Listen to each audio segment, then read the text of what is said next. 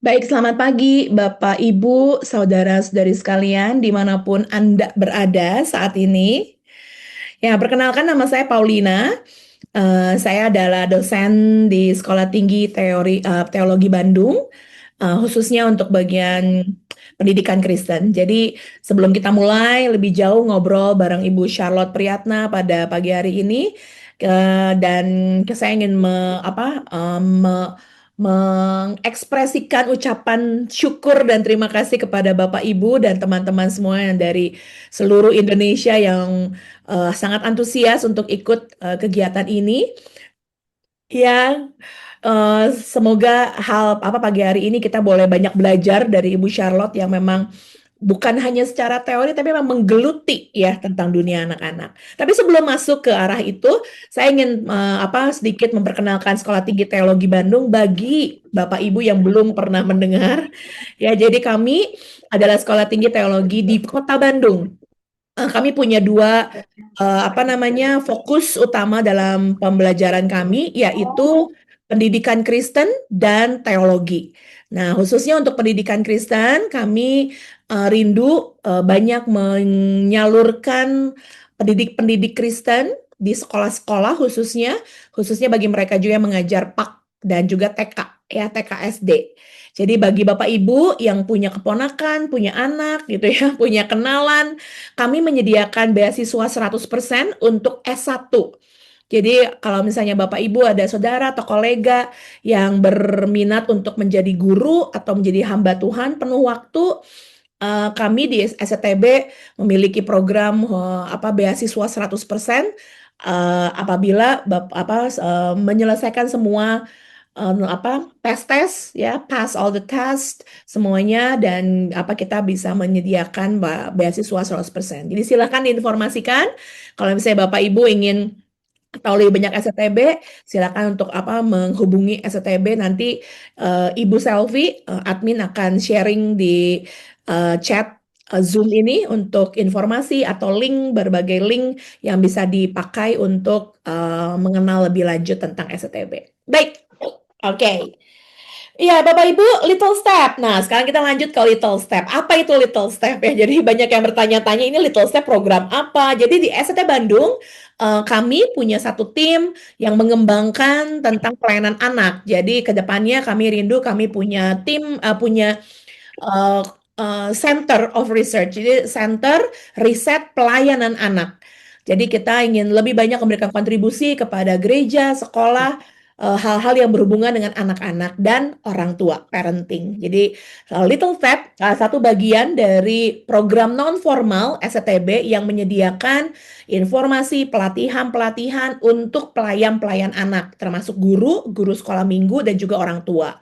Little Step sekarang udah batch kelima, ditambah dengan satu batch khusus Sinode GKJ Jakarta. Jadi udah 6 batch sebenarnya. Kita akan selalu sama waktunya kakak-kakak, Bapak Ibu saudara sekalian, yaitu selalu di bulan Februari sampai Mei kelasnya. Februari, Mei, karena kita kelasnya panjang 12 kali pertemuan. Nah, nanti kami akan broadcast informasi tentang Little Step setelah acara ini. Ya. Oke, Bapak Ibu saudara sekalian, kali ini public lecture. Jadi setiap kegiatan Little Step 12 kali kelas-kelas yang ada satu kali namanya public lecture. Bisa dalam bentuk workshop, bisa dalam bentuk seminar, atau kali ini lebih menarik adalah bentuknya talk show. Ya, tentang parenting, mendidik anak, mengajar anak, yang sangat amat kompleks sekarang ini. Dan kebetulan Ibu Charlotte pas waktunya ada ya, dalam semua kesibukan. Kalau saya nggak salah dalam seminggu ini saya udah lihat 5 atau 6 posternya Ibu Charlotte nih. Ibu, you are so busy ya, Bu Charlotte. Oke, however, sebelum mulai, Bapak Ibu sekalian, boleh dong saya nggak bisa ngabsen semua kakak-kakak semua gitu ya. Boleh kakak-kakak boleh tulis di chat Zoom gitu ya, di Zoom. Hal apa sih yang paling sulit saat mengajar anak saat ini? Kalau saya tanya apa yang paling sulit mengajar anak, nah apa yang terfikir atau tersirat oleh Bapak, Ibu, kakak-kakak sekalian saat mendengar pertanyaan itu? Silakan boleh ditulis di chat Zoom supaya saya tahu ini yang hadir kurang lebih 140 orang ini memang hadir untuk ikut acara ini dan punya beberapa kasus-kasus gitu ya, beban-beban yang bisa dibagikan, yang bisa nanti bahkan ditanyakan kepada Ibu Charlotte dan juga kepada saya untuk bisa kita bagikan bersama-sama. Oke, silakan kakak-kakak, bapak ibu sekalian boleh ditulis di chat Zoom gitu ya. Kalau saya tanya, apa sih tantangan terbesar bagi bapak ibu, apakah yang mengajar di sekolah minggu, atau bahkan jadi orang tua saat mengajar anak zaman sekarang? Ya, silakan. Oke, katanya nih Kak Yuyun ya, kalau anak tuh nggak nurut gitu ya dan aktif banget katanya. Terus kalau apa Kak Natasha ngaku salah, say sorry gitu ya, ngaku salah susah, say sorry susah, greeting susah gitu ya, very passive. Oke, menyapa juga susah ya ternyata ya. Mungkin karena terlalu sibuk dengan gadget mereka, I don't know ya. Lalu Kak Elisa nih ya, Kak Elsa, mengembalikan semangat belajar anak setelah mereka liburan panjang. Oh, jangankan anak-anak saya juga seperti itu ya. Setelah libur panjang, it's so difficult to go back to the routine. Sangat susah. Yang paling susah kata Kak Maria fokus katanya gitu ya. Fokus ya. Oke, mau dimarahin tetap aja tetap nggak fokus ya. Kurang fokus, egonya tinggi. Oh, anak-anak zaman sekarang egonya tinggi ya. Ini egonya anak-anak atau egonya orang tua nih? Ini perlu dicek ulang kayaknya kakak-kakak ya. Good. Very easy to be distracted. Ya, sangat mudah untuk terdistraksi. Ya, mari kita tanya nanti Ibu Charlotte ya gimana nih yang mana dulu nih gitu ya harus membuat fokus anak atau mendisiplin anak atau kasih banyak kegiatan anak. Nanti kita tanya lebih lanjut. Kak Lexi, menurut saya ketika harus kasih teladan. Ya, apa contohnya menunjukkan kasih dan sebagainya. Very good. Yang nggak bisa lama konsentrasi, sulit fokus nih banyak nih ya kata-kata susah berkonsentrasi, sulit fokus, taat, nggak taat. Anak yang udah merasa tidak bisa, udah nggak bisa, pasti udah menyerah aja begitu ya. Susah berkonsentrasi, bilang iya tapi tidak iya. Iya, iya, iya, tapi nggak dikerjain gitu ya. Nah, good, good. Anak aktif nggak bisa diam, susah fokus. Oke, sibuk bicara dalam dengan teman. Oh, ini berarti dia apa karunia rohaninya ngegibah, Miss ya, Bu Miss Maria. Karunia rohani ngegibah. Kak Ani, sulit mengajar mempertahankan fokus. Yes. Terlalu aktif, sesuka hati jika ditegur, menganggap gurunya jahat gitu ya. Menjawab pertanyaannya lama sekali, loadingnya lama gitu ya, loadingnya lama. Kak Budi bilang maunya instan, males mikir yang susah-susah, nggak bisa diajak berpikir kritis gitu ya, nah, bahasanya zaman sekarang. Paling sulit ketika mereka susah fokus. Oh ini banyak sekali ya. Sulit diarahkan kata Kak Evi. Sulit diarahkan. Too much screen time katanya ya. Jadi seringkali menyerap informasi nih ya Kak Kalista bilang. Kak Ira menghadapi karakter mereka yang beragam apalagi yang tidak mau taat. Sulit mendengarkan instruksi, menolong mereka mengelola emosi. Ah ini penting banget ya Kak Christine mengelola emosi. Nggak fokus, cepat menyerah. Kali dia nih langsung bikin list. Introvert, short term memory, gampang ke distract. Kontrol impulsnya masih sulit, mudah bosan. Iya. Wah, terima kasih kakak-kakak. Ternyata kita bisa melihat nih ya dengan semua permasalahan yang sekarang ada ini. Nah, ini cocok banget dengan tema kita hari ini ya. Adalah yang mana dulu yang harus dikerjakan begitu. Apakah kalau misalnya udah sulit konsentrasi harus cari psikolog gitu ya, psikiater untuk bantu konsentrasi begitu? Atau gimana nih harus langsung ngomong sama gurunya? Kadang-kadang juga guru juga suka bingung ya harus ngapain gitu. Atau kita sendiri misalnya harus mulai peduli, kasih teladan dulu sama anak-anak dan apakah sekolah minggu bisa bantu dengan memberikan banyak contoh-contoh cerita-cerita Alkitab yang membahas tentang ketaatan misalnya gitu ya. Tapi kakak-kakak, bapak ibu sekalian, saya belajar satu hal selama saya mengajar. Saya memang belum punya anak biologis ya, tapi saya mengajar di TK, SD hampir 17 tahun. Setelah itu saya memutuskan untuk masuk ke seminari dan mengajar guru-gurunya. Dan sampai sekarang saya masih mengajar anak-anak kadang-kadang untuk apa namanya event-event tertentu, sekolah minggu juga. Satu hal yang saya lihat bahwa mengajar anak itu bukan soal perkara hitam putih. Ini boleh, ini tidak, ini harus, ini tidak harus, seperti itu. Tapi Mama pada dasarnya nggak ada satu jawaban yang jelas untuk semua sama. Kalau bahasa Inggris itu one size fits all. Itu saya percaya nggak ada tuh jawaban seperti itu. Ya, jadi karena setiap anak berbeda, betul ya Bapak Ibu saudara sekalian, kondisinya berbeda, budayanya berbeda, begitu. Jadi semuanya serba berbeda. Makanya kita harus mendengar dari kita harus melihat dan mendengar dari berbagai sisi, begitu kan ya. Dan waktu saya banyak ngobrol dengan orang-orang pelayanan anak, praktisioner, termasuk juga Ibu Charlotte, ya memang nggak mudah mengajar dan mendidik anak saat ini, makanya kita perlu banyak belajar. Betul ya, kakak-kakak, Bapak Ibu saudara Jangan sekalian. ngerasin suaranya Ya, di kita harus banyak belajar dan eh, orang tua zaman sekarang harus banyak baca, harus banyak mungkin ikut-ikut seminar seperti ini supaya bisa menyerap, meresap mana yang cocok buat saya, mana yang enggak. Kemarin saya ditelepon oleh keponakan saya yang punya anak umur 3 tahun. Ternyata anaknya didiagnosa punya masalah regulasi. Jadi bukan ADHD, bukan autism, tapi masalah regulation problem.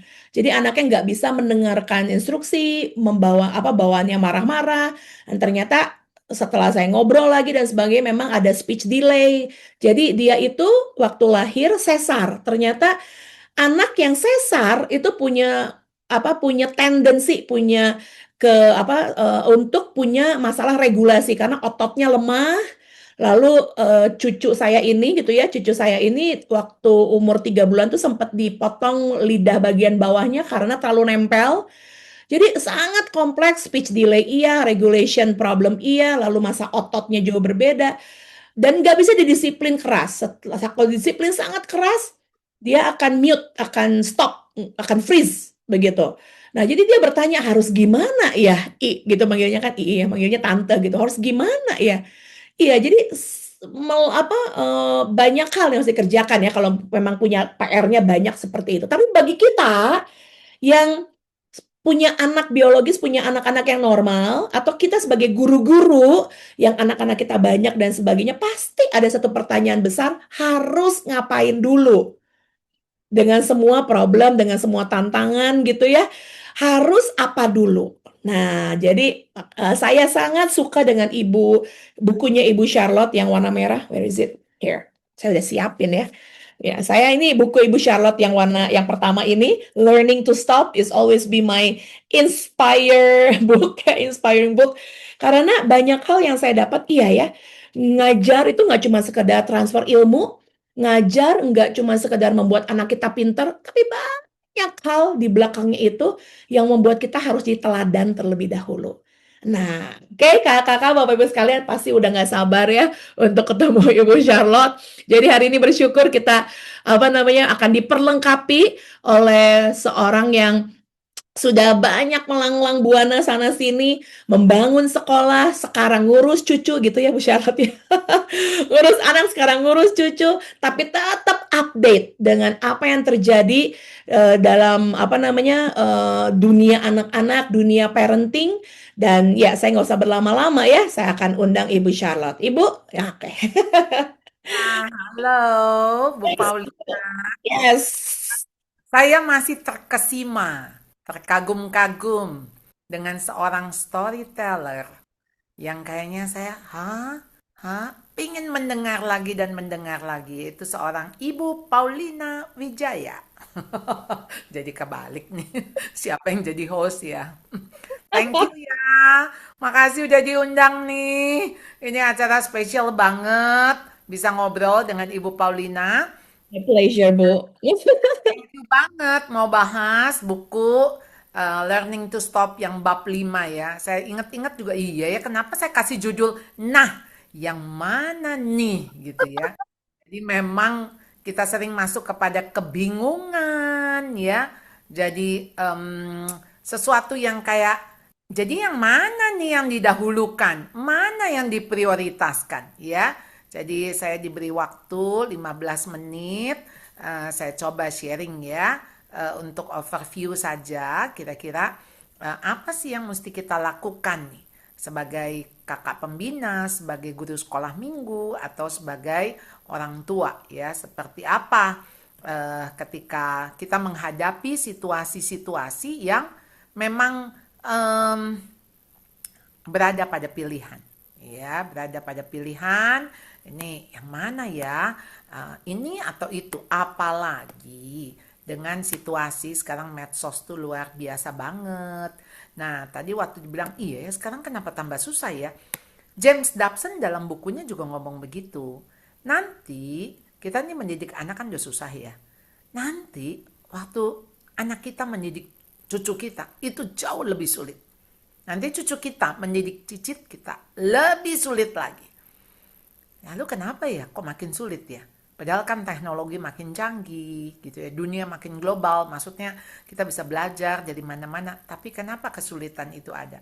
Saya pikir dosa itu kan nggak berubah ya. Kan nggak ada yang baru ya di bawah kolong langit ini ya kata pengkhotbah. Ya memang begitu dosanya sama, tapi sekarang lebih lebih banyak macamnya gitu ya. Jadi mencuri sekarang, mencuri kan bukan hanya mencuri secara uang. Dulu kalau mencuri oh ya mencuri uang, sekarang bisa mencuri data, mencuri nama baik, mencuri apa, wah mencuri yang bisa dengan berbagai cara begitu ya. Jadi memang inilah kita berada pada zaman-zaman terakhir ya, hari-hari terakhir kita. Jadi nah yang mana nih di dalam mendidik kita ingat ada satu yang ada di dalam pikiran kita yaitu apa? Disiplin. Tadi kan gimana ya supaya mengarahkan, gimana ya supaya dia fokus, gimana ya supaya apa ya? Nah, Sama murah kok. nah jadi sering yang menjadi problem buat kita love and discipline. Wah ini kita kasih dulu atau disiplin dulu. Saudara, ini sesuatu yang tidak bisa dipisah. Kasih tanpa disiplin memanjakan. Disiplin tanpa kasih kejam. Jadi memang harus berjalan bersama-sama. Jadi masalahnya mengasihi atau mengasihani. Nah, kalau mengasihi pasti demi kebutuhan anak. Karena yang kita kasihi siapa? Anak kan? Berarti orientasinya anak. Kita sedang mengasihi diri atau mengasihi anak. Nah, kalau kita mengasihani anak, ini demi perasaan. Karena perasaan kita yang main. Kasihan ya tuh anak ya. Duh, gimana nanti kalau dia begini? Wah, masuk deh kekhawatiran kita, fear-nya kita ketika kita mendidik anak. Ya, jadi yang satu orientasinya pada anak, yang satu orientasinya pada dirinya sendiri. Nah, disiplin pasti menimbulkan kehancuran, sakit hati. Karena itu prosesnya.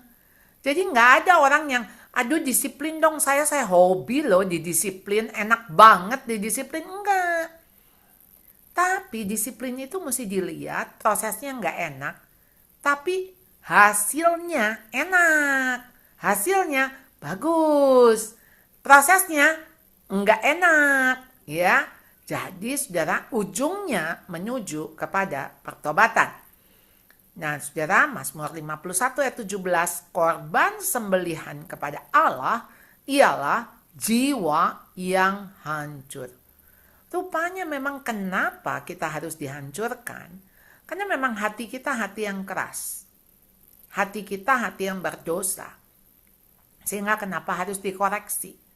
Kenapa harus diganti dengan hati yang baru? Tuhan bilang, aku akan memberikan hati yang baru, hati yang taat. Jadi buat Tuhan sangat penting sekali soal hati.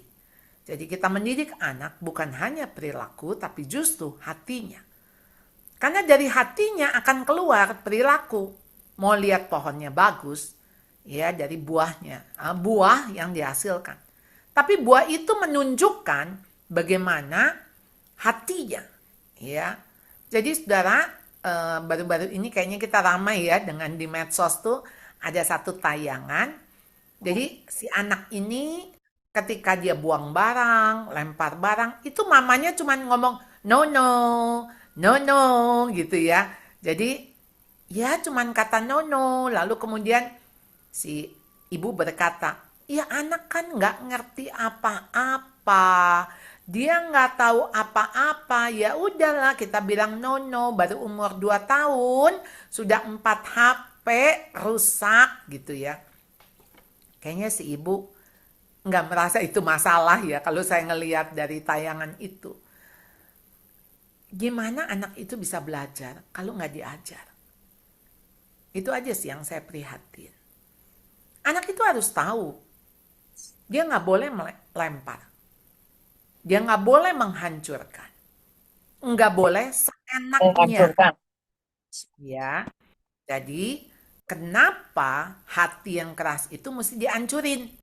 Hati yang patah, hati yang remuk. Tuhan tuh nggak pandang hina loh. Tapi yang hati hancur ini nih sama Tuhan diberesin. Nah, jadi saudara, karena nggak tega, karena anak khawatir, pahit. Aduh, yang ada mah jadi anaknya sulit. Ya, anak tuh kalau sulit, saudara, ya kayak kita kebayang sekarang ada orang sulit, ada. Gimana saudara ngadepin orang sulit? Rumit, berbelit-belit, kata-katanya nyelekit. Ya kenapa? Karena memang hatinya pahit, sakit, ya. Nah, jadi ini saudara ya, no discipline is enjoyable while it is happening. It's painful. Nggak ada tuh disiplin tuh enak. Menikmati disiplin nggak ada. Prosesnya tuh nggak enak, painful. But afterward, there will be a peaceful harvest of right living for those who are trained in this way. Nah, disiplin tuh harus dilatih. Ya, ada proses. Jadi dampak nih kalau orang tua bingung, gimana ya saya mengasihi apa mengasihani? Akhirnya sulit ngambil keputusan. Kapan tegas, kapan mesti keras, kapan mesti dilepas. Nah, jadi saudara sering kali kita tuh, ini kenapa ya kok udah dikerasin? Kok malah dia sakit hati? Malah dia yang marah bu sama saya. Tapi kalau nggak dikerasin, malah saya yang marah sama dia.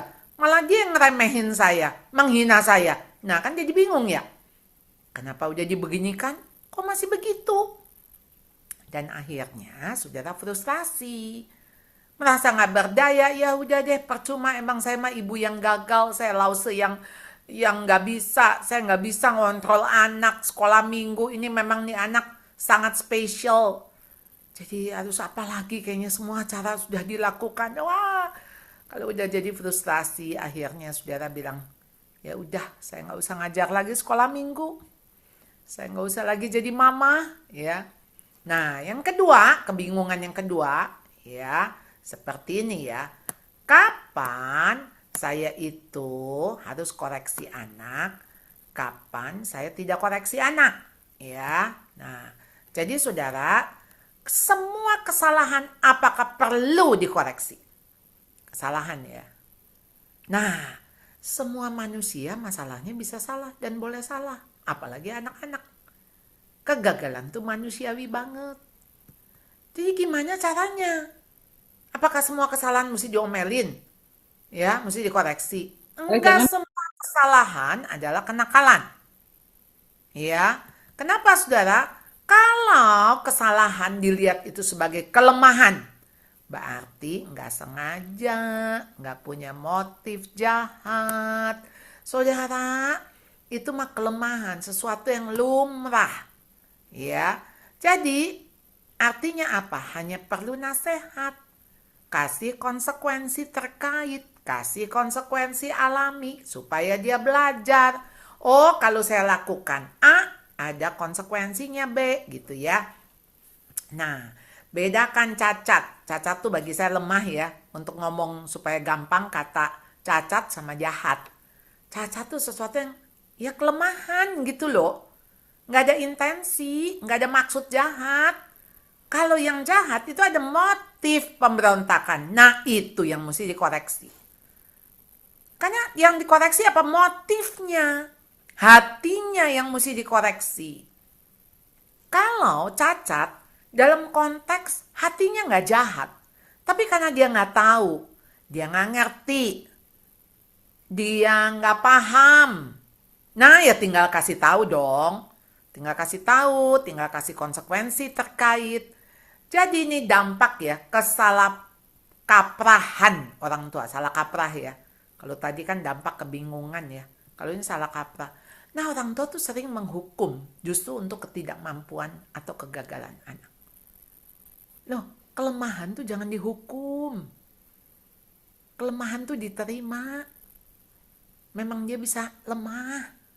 Dia memang nggak ngerti, makanya dikasih ngerti.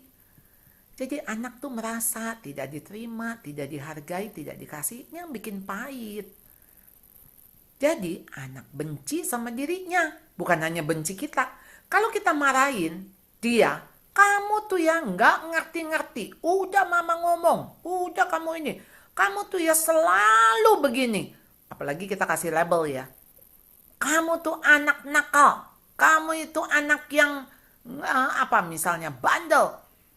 Dia benci sama dirinya yang nakal. Dia benci sama dirinya yang bandel.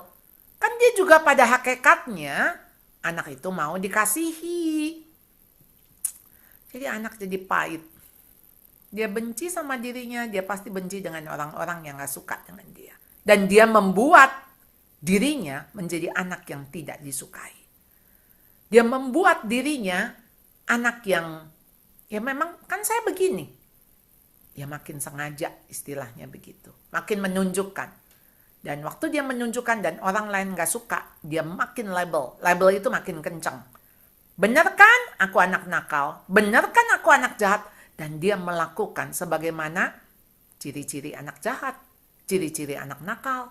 Ciri-ciri anak bandel. Nah itu yang dia lakukan. Kan memang aku bandel. Kan memang aku nakal. Ya udah memang aku begini dong, jahil, nyusahin orang, pokoknya bikin susah aja. Kesian ya, anak-anak yang gak diterima, anak-anak yang kita gak hargai, sebetulnya bukan dia, tapi kita yang membuat dia jadi begitu. Meremehkan ketidaktaatan dan tindakan moral. Jadi bagi kita gini, sombong tuh gak apa-apa kalau bisa menunjukkan prestasi. Itu mah wajar lah. Anak pintar sombong. Gak bisa. Bahaya banget anak pintar tuh sombong. Jadi kita tuh pikir gak apa-apa anak gak taat. Asal dia benar gitu. Gimana ya? Dia gak taat aja udah gak benar ya.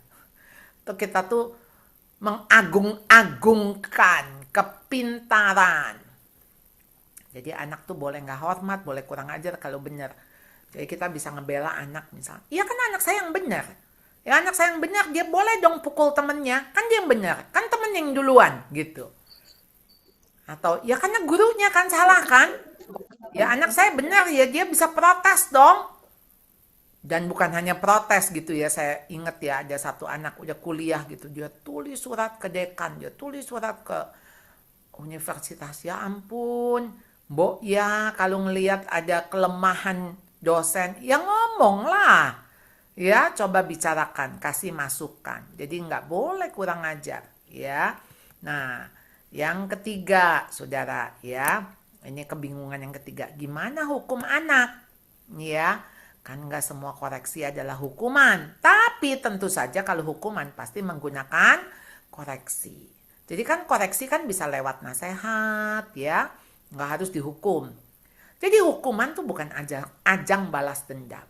Dan bukan pelampiasan orang tua. Ya. Jadi jangan pakai hukuman sebagai balas dendam. Hukuman mengkomunikasikan kepada anak nilai tentang yang baik dan jahat melalui bobot hukuman yang dikenakan pada setiap pelanggaran. Jadi misalnya anak nggak mandi karena dia asik nonton. Sama anak pukul adiknya. Wah, itu hukumannya sama. Berdiri setengah jam. Ya, atau nggak dikasih makan gitu ya. Wah, ini si sadis. Jadi saudara, anak nggak bisa bedain kesalahan apa yang mesti dia pikul semua karena akibatnya sama. Hukumannya sama besarnya nilainya. Jadi semakin besar anak harusnya semakin diberikan konsekuensi, bukan hukuman.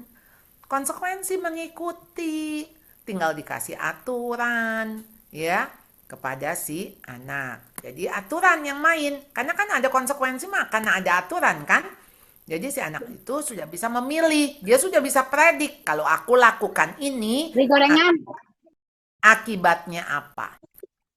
Nah, jadi memang begini saudara ya, dampak daripada ketidakhadiran orang tua.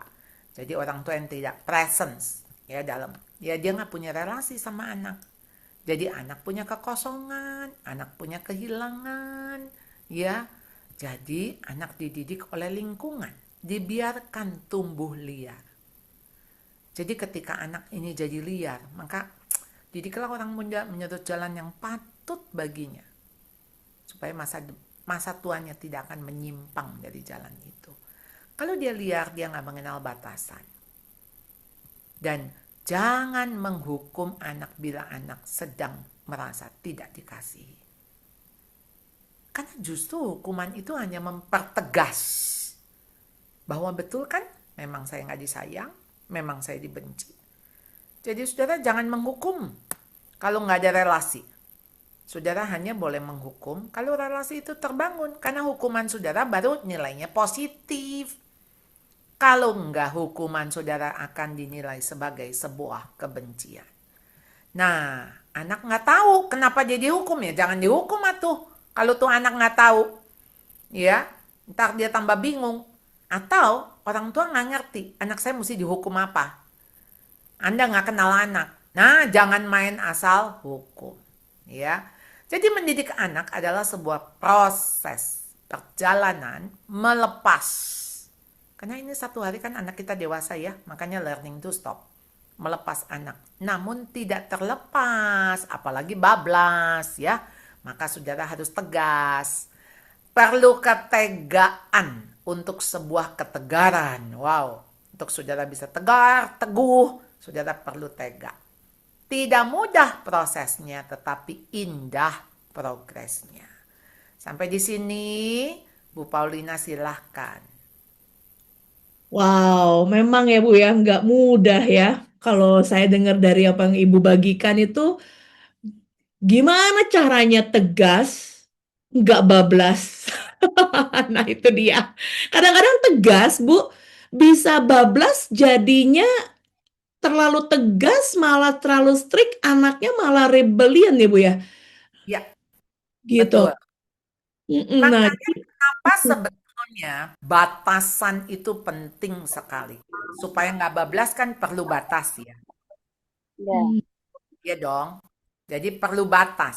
Batas kita ada di mana? Maka kenapa panduan kita adalah firman Tuhan? Firman Tuhan itu dengan jelas. Kita itu disuruh mengasihi anak, bukan mengasihani. Ibrani 12 mengajarkan gimana ayah-ayah mengasihi anak. Nggak ada ayah-ayah yang tidak mengganjar, menghajar, gitu ya, pakai kata menghajar. Karena di dalam hajaran harus ada ajaran. Kalau menghajar tanpa ajaran, itu mah abuse, itu mah nyiksa anak. Ya, waktu kita menghajar, dasarnya karena ada ajaran, kita mau mendidik anak kita ini. Kata mendisiplin, akar katanya disciple. Jadi kenapa saya menghajar? Karena saya sedang memuridkan. Nah, waktu saya memuridkan, berarti anak ini mesti ngerti apa yang saya sedang ajarkan kepada dia. Kenapa papa lakukan ini? Why? Nah, si anak tuh mesti paham. Nah, sebelum anak paham teh, kita yang mesti paham dulu. Jadi si anak tuh butuh dihukum kah? Butuh dinasehati kah? Didiamkan dulu supaya tuh anak mikir. Nah, atau kita sendiri nih mengoreksi. Ini saya lagi marah nggak? Kalau lagi marah mah nggak boleh disiplin. Karena jadi nggak bisa disiplin, Pak. nggak bisa disiplin, karena kan disiplin harus dengan kasih syaratnya. Hmm, hmm, hmm. Waktu marah, waktu marahnya emosi, reaktif, yang ada mah bukan kasih. Kita lagi mengasihani diri, kita lagi bilang, kenapa tuh anak kurang ajar banget ya? Kenapa Hmm. dia melukai saya ya? Kenapa dia mengecewakan saya ya? Kenapa dia tidak tidak menjadi seperti apa yang saya harapkan ya? Nah, kalau saat itu sih lebih baik masuk kamar, dengerin lagu rohani, datang sama Tuhan, nangis Dulu sama ya Bu ya. Tuhan. Oh, beresin diri kita dulu ya, baru bisa ngedidik, ya. Iya, betul Beres. itu satu poin yang penting ya Bu ya. Belajar mengajar anak tuh kitanya dulu punya hati yang mau belajar atau enggak jadi orang tua atau jadi guru dan jangan memaksa si anak-anak untuk mengerti apa yang kita mau. Iya, Kita betul. yang ngerti kita apa ngerti dulu diri kita ya Bu ya. Karena memang sekali lagi ya kita sebagai makhluk emosi, makhluk yang memang dalam segala keterbatasan sangat amat mudah reaktif ya Bu ya. Saya jadi guru tuh satu hal buat saya pribadi yang masih sampai hari ini bergumul gitu Bu ya. Kalau udah lagi bad mood, bahkan sekarang kan saya ngajarnya orang dewasa sebenarnya Bu Charlotte ya, tapi tetap aja itu ke bawah kalau udah lagi aduh bad mood dan sebagainya tuh bawaannya kan pengen marah gitu ya. Apapun juga kayaknya sensitif banget, sensitif nyebelin ya. Jadi pribadi nyebelin. Bener banget, apalagi ke anak ya Bu ya. Dan anak kalau misalnya kitanya nggak meregulasi diri, ya udah jadi korban. Betul banget. Tapi question Bu, pertanyaan. Tadi Ibu ngebahas soal, kan kalau anak kita tahu itu bukannya kesalahan, tapi kelemahan, perlu dinasihati. Itu kan ya salah satu quotes-nya Ibu. Tapi gimana Bu caranya membedakan, oh ini kelemahan anak ini, atau dia manipulatif Bu? Nah, makanya nggak bisa kalau kita nggak kenal anak. Jadi perlu sekali Anda spend time, meluangkan waktu, sehingga Anda kenal, bukan cuma tahu. Kenal anak. Kan bisa dilihat, Amsal juga udah bilang, dari kecil mah kita bisa kenal anak dari perilakunya, dari apa yang dia respon-respon. Kelihatan anak dari umur setahun, 2 tahun, 3 tahun, 4 tahun, kan nggak tiba-tiba tuh anak jadi 5 tahun kan, ya. Hmm. Hmm. Jadi waktu kita kenal, kita tahu nih, ini motifnya apa. Dia lagi manipulatif atau dia lagi tulus. Sebetulnya kita nih sebagai orang dewasa, kita pasti punya pertanyaan-pertanyaan. Ya. Nah, pertanyaannya jadi jangan gini nih. Kamu bohong ya? Enggak. Jadi Hmm. bohongnya kan yang jadi kita highlight. Tapi gini, tatap matanya, lalu kita bilang gini, kamu sudah jujur? Kamu sudah jujur? Iya, aku jujur. Oke. Kalau Hmm. sekarang ini ada Tuhan Yesus kan bisa lihat kamu ya. Jadi ini kamu ngomongnya jangan ke mama, jangan ke Lause. Ini kamu ngomong Tuhan Yesus dan kalau Tuhan Yesus tanya kamu, apakah benar kemarin kamu tidak memukul misalnya siapa temanmu Hmm. gitu kan? Iya, memang aku nggak pukul. Oke, nah kasih tahu. Ini kita punya CCTV ya. CCTV di sekolah minggu, di kelas ada CCTV. Tapi kita punya CCTV yang besar, yaitu Tuhan tahu. Tuhan Wah. ada, ya. Oke, sekarang kamu nggak usah jawab, Lause. Sekarang kamu 5 menit. Kamu Wah. pergi ke ruangan itu, kamu doa sama Tuhan. Apa yang kamu ngomong sama Tuhan? Jadi kita kasih waktu dia ngomong sama Tuhan. Bicara sama Tuhan. Karena Tuhan tahu hatimu. Tuhan tahu pikiranmu. Tahu Hmm. apa yang terjadi kemarin gitu. Maksudnya Hmm. kita nggak mendesak, nggak mengancam.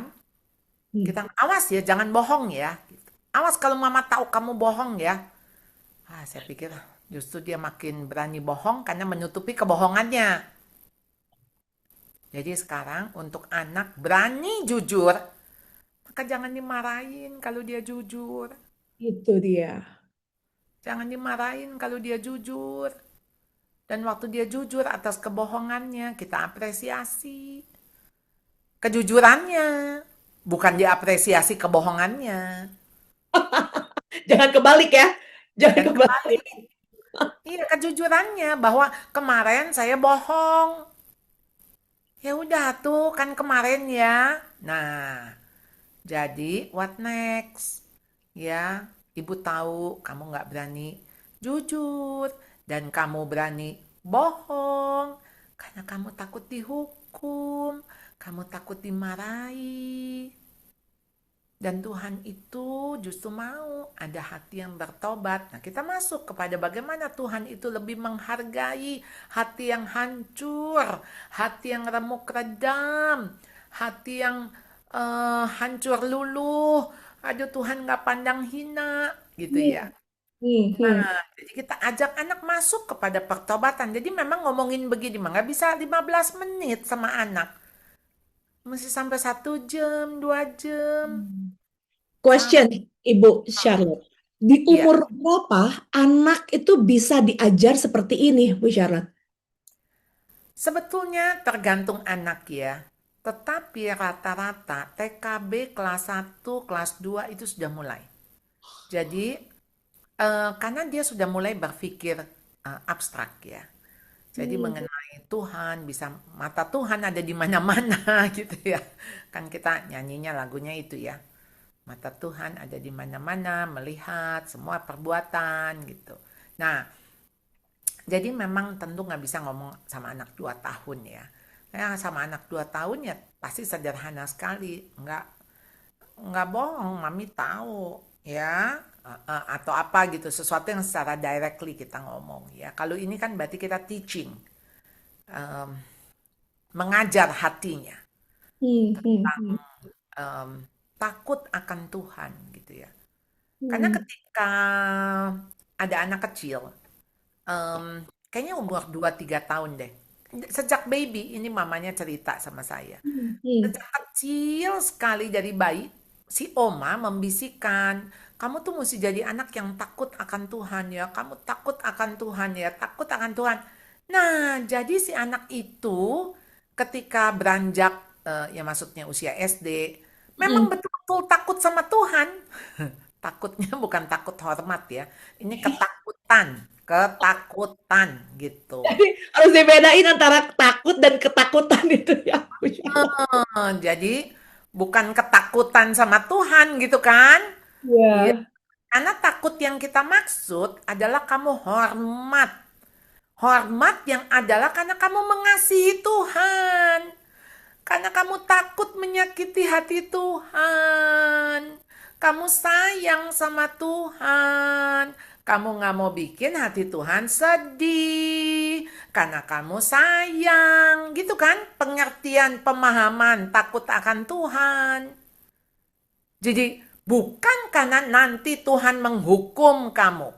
betul. Ya, Tuhan nanti akan eh, apa enggak kasih kamu masuk ke surga. Kamu akan dibuang ke neraka. Kamu akan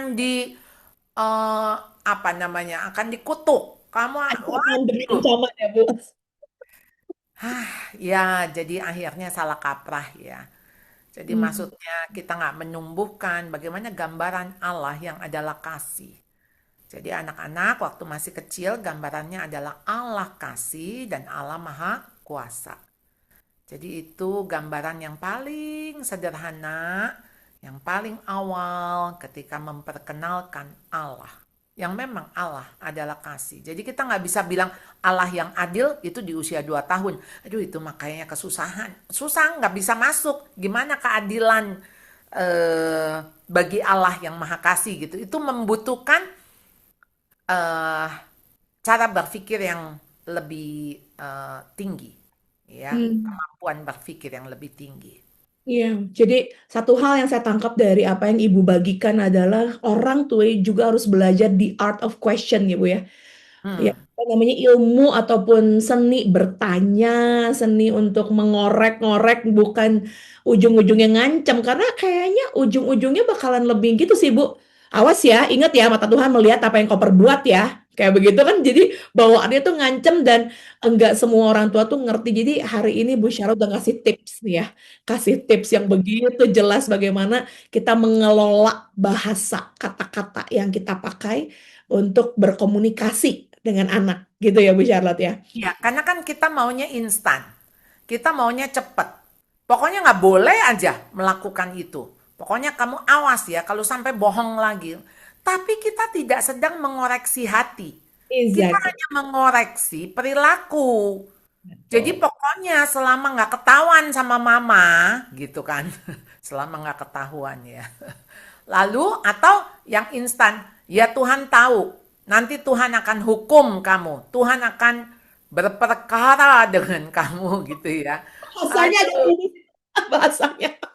Iya, iya. Mulailah kita keluarin itu ya, nama 10 perintah Allah dan sebagainya gitu. Jadi bagaimana kita menghadirkan Allah itu sebagai Allah yang mengasihi kita, apapun kita, Hmm. bagaimanapun kita. Hmm. Allah tidak kompromi tentu dengan dosa, tapi Hmm. dia mengasihi orang yang berdosa. Hmm. Jadi Betul. membuat anak kita berani datang kepada Allah dengan dosa-dosanya. Hmm. Hmm. Hmm. Dia Hmm. datang kepada Allah bukan sebagai orang yang suci, bukan sebagai orang yang bersih, bukan sebagai orang yang maksudnya, oh saya tidak melakukan ini, saya tidak melakukan itu, saya perpuluhan seminggu 2 kali, saya, wih yang ada ngelaporin dirinya, yang berasa diri benar. Tapi ketika dia datang, Tuhan kasihani saya, orang berdosa. Hmm. Hmm. Hmm. Hmm. Dengan kesadaran, saya berdosa. Dan saya butuh belas kasihan Tuhan, pengampunan Tuhan, mersinya Tuhan. Dan Betul. Tuhan bilang, mari kepadaku yang letih lesu, berbeban berat. Berat karena apa ya? Karena dosa kan yang mengungkung. Ya, dosa-dosa yang menjerat. Nah, mari datang kepadaku, aku akan memberikan kelepasan. Aku Ya. akan memberikan kelegaan. Hmm. Bukankah itu undangan Kristus? Amin. Ya, Yes. oke. Oke, Gu, ini apa sekarang kita lanjut ya. Saya lihat ada beberapa pertanyaan di chatroom yang sangat menarik. Orang tua sudah ngerti, Bu. Orang tua sangat ngerti, tapi sekarang most of parents they work. Banyak kan orang tua sekarang dua-duanya kerja. Dititipin nih, Bu, ke tempat grandmanya atau ke tempat siapanya. Jadi apa ada orang lain gitu ya yang yang berusaha untuk lebih membela anak dan lebih banyak kasih curahan kasih sayang dan sebagainya. Jadi ini ada dua standar nih Bu. Nah, gimana? Yang mana dulu? Apa kita benar harus heart to heart nih sama apa namanya carer yang kedua ini mau grandma atau auntie dan sebagainya atau kita ngasih tahu kasih anak dulu dengerin mami jangan dengerin anti misalnya seperti itu ini kan banyak bu kasus seperti ini what do you think about it. Gini ya, kan ini sebetulnya soal bayaran. Bayaran. Kita pikir dengan kita kerja, kita membayarnya sedikit. Aduh, ya kan saya mesti kerja bu, supaya nanti juga kan untuk membiayai suster, untuk masa depan anak. Nah dia juga jadi bisa di sekolah yang bagus, jadi dia juga bisa beli mainan, kan saya kerja juga buat anak gitu ya. Anda pikir bayarannya kecil atau sesuai dengan gaji yang kita peroleh? Saya harus kasih tahu bayarannya jadi lebih mahal. Jadi antara income sama outcome, maksudnya sama apa yang kita peroleh, jadi kita dapet sama apa yang kita keluarin, ya kita mesti ekstra. Nah, oke, sekarang begini. Berarti Bu, bagaimana dengan calling? Dengan panggilan. Saya juga ibu bekerja. Jadi memang waktu saya bekerja, otomatis anak saya diasuh sama Hmm. mbak, sama Hmm. mbak. Nah sekarang ini saya kalau boleh kembali sih, kalau Tuhan izinin saya kembali, kayaknya waktu dulu sih saya milih ya, saya ada di rumah ya. saya ada di rumah. Tapi ya memang not look back. Artinya Tuhan memanggil saya untuk ada sampai saat ini. Tapi ketika anak saya harus ngomong, maksud saya em, jadi kehilangan nilai-nilai saya. Ada nilai-nilai dari Mbak, ada kekosongan, ada ketidakterarahan. Hmm. Ya memang harus saya bayar sekarang ini. Harus saya bayar. Dan bayaran saya, ya memang bayaran yang lebih mahal gitu. Jadi nggak ada bonding, Hmm. ya. Jadi anak saya lebih gampang salah paham sama saya. Ya, saya maksudnya begini, si anak nggak merasa begitu, gitu loh. Karena bondingnya itu kan dibangun sama si suster, sama si auntie, sama si oma, gitu. Ya, ini yang pertama. Yang kedua, soal cara mendidik. Tujuan saya maunya A, disiplinnya A, tapi jadinya B. Hmm. Saya berkali-kali ingetin, kalau itu tentu suster, apa maksudnya babysitter atau ART, itu kita bisa pakai otoritas. Ya, sus nggak boleh dikasih makan ini. Dia harus makan ini sampai habis. Sus dia mesti bobo siang. Dia mesti ini, mesti ini. Itu pun ya namanya juga mereka kita harus sebutlah maksudnya diupah untuk melakukan gitu kan. Artinya ya mereka juga kalau susah juga udah nggak mau susah gitu ya. Jadi kan kita temui ya ada babysitter yang ngasih obat tidur gitu kan. Iya. Kenapa sampai tega banget dia ngasih obat tidur? Ya supaya bayinya tidur, supaya anaknya tidur. Karena ditidurin juga susah, kan jadi mereka nggak lewatin proses disiplin seperti kita mendisiplin. Kan dia nggak Wow. mau repot lah, intinya nggak mau repot. Hmm. Nah, jadi kita juga dengan orang tua atau dengan mertua, apalagi mertua ya, ini saya juga mertua. Maksudnya gini, kita nggak bisa mendidik ke atas, tapi kita bisa mendidik ke bawah. Jadi memang mau nggak mau harga yang kita bayar. Jadi gini, tiap kali rusak, rusak quote unquote ya rusak. Maksudnya tiap kali maksudnya dititipin, habis itu pulangnya berantakan gitu kan. Jadi Hmm. nggak mau bobo siang, nggak mau makan sayur gitu ya. Karena kan ya dididiknya seenaknya, dia boleh makan apa saja, dia boleh nggak bobo siang, ya. Jadi kerja kerasnya kita mesti ngerapiin lagi, kita mesti memperbaiki lagi. Dan kita sendiri harus ngomong gini, misalnya kalau si anak bilang, iya tapi kan tadi aku sebetulnya nggak mau makan es krim. Tapi kan dibilang nggak apa-apa makan es krim, jadi aku makan. Nah, kita tuh nggak boleh tegur orang tua kita. Maksudnya, mah, kan aku udah bilang dia jangan makan es krim dulu, bla bla bla bla. Pasti mama kita akan ngomong, ya mama juga udah bilang enggak, tapi anaknya maksa, nangis, ngotot. Ya gimana? Mama juga pusing gitu. Nah, jadi kita nggak bisa menegur ke atas, tapi kita menegur anak kita. Jadi kita Hmm. bilang, kamu, mama udah kasih tahu, nggak boleh, tetap nggak boleh. Sekalipun kamu ditawarin atau bahkan dipaksa, Iya. ya, kamu, ya, ya kita koreksi lagi gitu. Jadinya kita ngelurusin lagi. Nah itu Hmm. harga yang kita bayar, bayarannya. Jadi harganya. Hmm. Nah, Hmm. jadi mau capek sekarang atau mau capeknya nanti, ya. Mau nangis sekarang apa nangis nanti. Sebab kalau nanti bayarannya lebih mahal Hmm. tuh. Iya. Iya. Iya. Jadi memang itu saya apa jadi teringat ya Bu ya, terutama kayak ponakan saya udah banyak yang menikah dan punya anak, lalu teman-teman juga seringkali memang kata-kata tercetus, "Mertua gua ya nggak bisa denger-denger," gitu ya. Jadi lebih ke mertuanya begitu ya. Tapi sekarang saya dengar dari Ibu, kalau emang anaknya udah besar, udah mungkin 4 tahun ke atas dan sebagainya, anaknya ya Bu ya, yang Iya, lebih betul. approach gitu, Iya. marah Jadi sama tua iya, sama iya, karena kan si anak juga bisa manipulatif, iya kan? Apalagi dia bisa bisa ngelihat nih dua orang dewasa yang berbeda gitu. hmm. Kan dia bisa bilang, "Oma, Oma tuh di kulkas ada apa aja ya?" gitu. Lalu Oma itu emang es krim udah belinya udah lama, nggak expired. Nah, kan dia bisa spill-spill gitu loh. Ini Bisa, jangan-jangan pengalaman pribadi ya Bu Charlotte. iya. Ya artinya punya anak manipulatif mah. Dia bisa memanipulatif kita dan kita ini loh antara mertua dan anak bisa di apa maksudnya? Bisa di dipertemukan di Bermurid Bu area. ya. eh, Hmm. eh, Oke, kalau tadi kita udah sangat baik udah beberapa kali ngebahas soal yang rumah gitu Bu ya. Sekarang saya akan lagi ke sekolah nih Bu, sebagai seorang guru yang mengajar begitu lama dan ini kebetulan juga ada Miss Abigail yang cerita hal yang sama.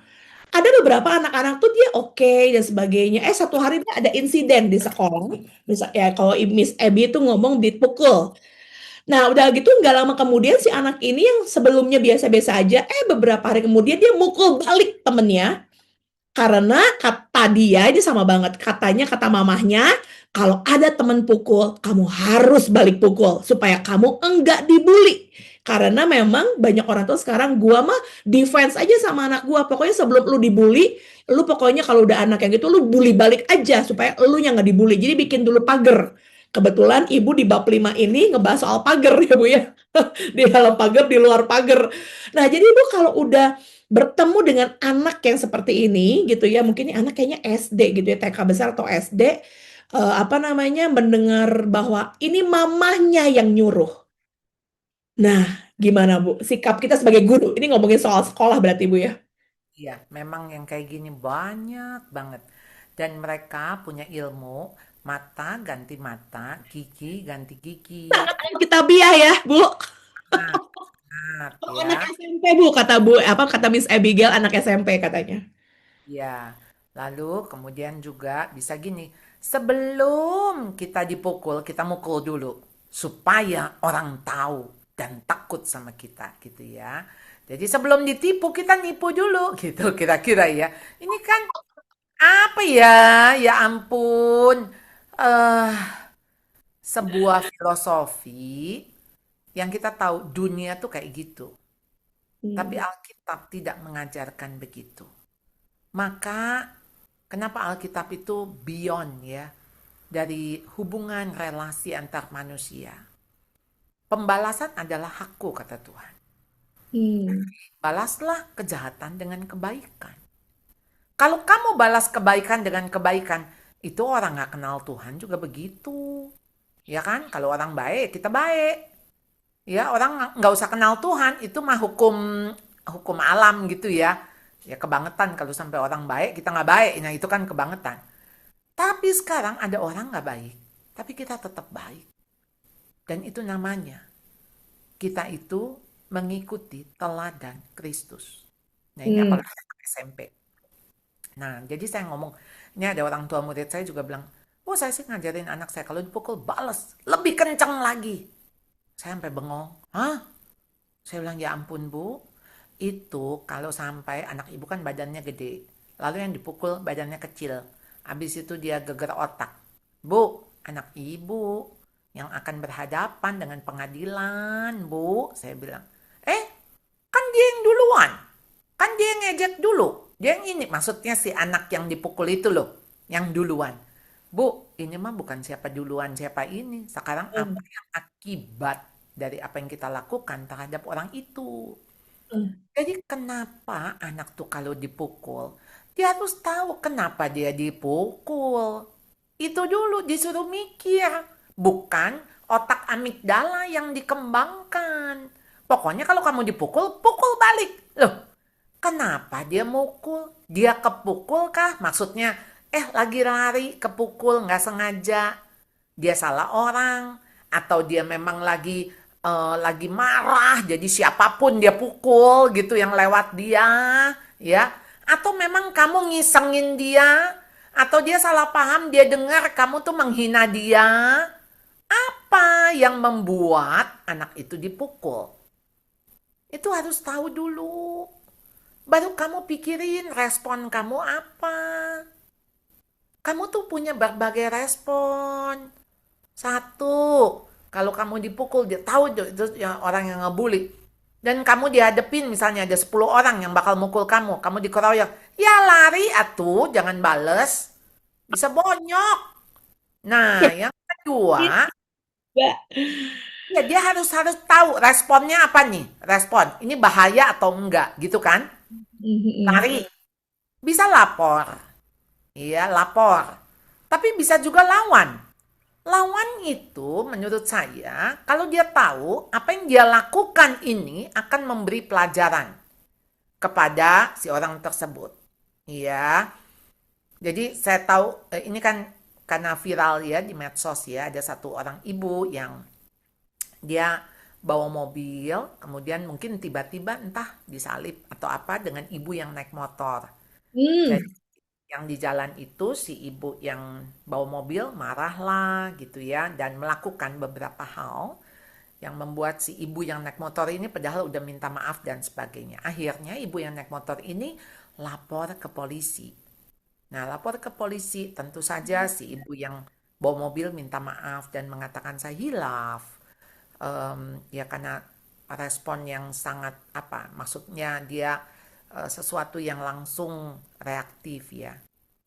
Lalu ketika ditanya wartawan, si ibu ini yang naik motor ditanya, ibu tuh maafin nggak? Kan dia udah minta maaf. Mhm, mhm. Saya memaafkan, saya memaafkan. Tapi untuk tindakan dia harus dikasih pelajaran. Supaya dia nggak melakukan lagi. Nah ini yang menurut saya, kita ini nggak main hakim. Tapi memang Mhm. kita harus melapor dalam konteks kita memang ada sesuatu yang harus memang kita lawan ya. Lawan itu bukan lawan as a balas gitu, balas dendam. Bukan, Mhm. Mhm. bukan. Ini supaya tahu dia nggak melakukan lagi. Jadi motifnya itu memang mengasihi dia. Mengasihi dia.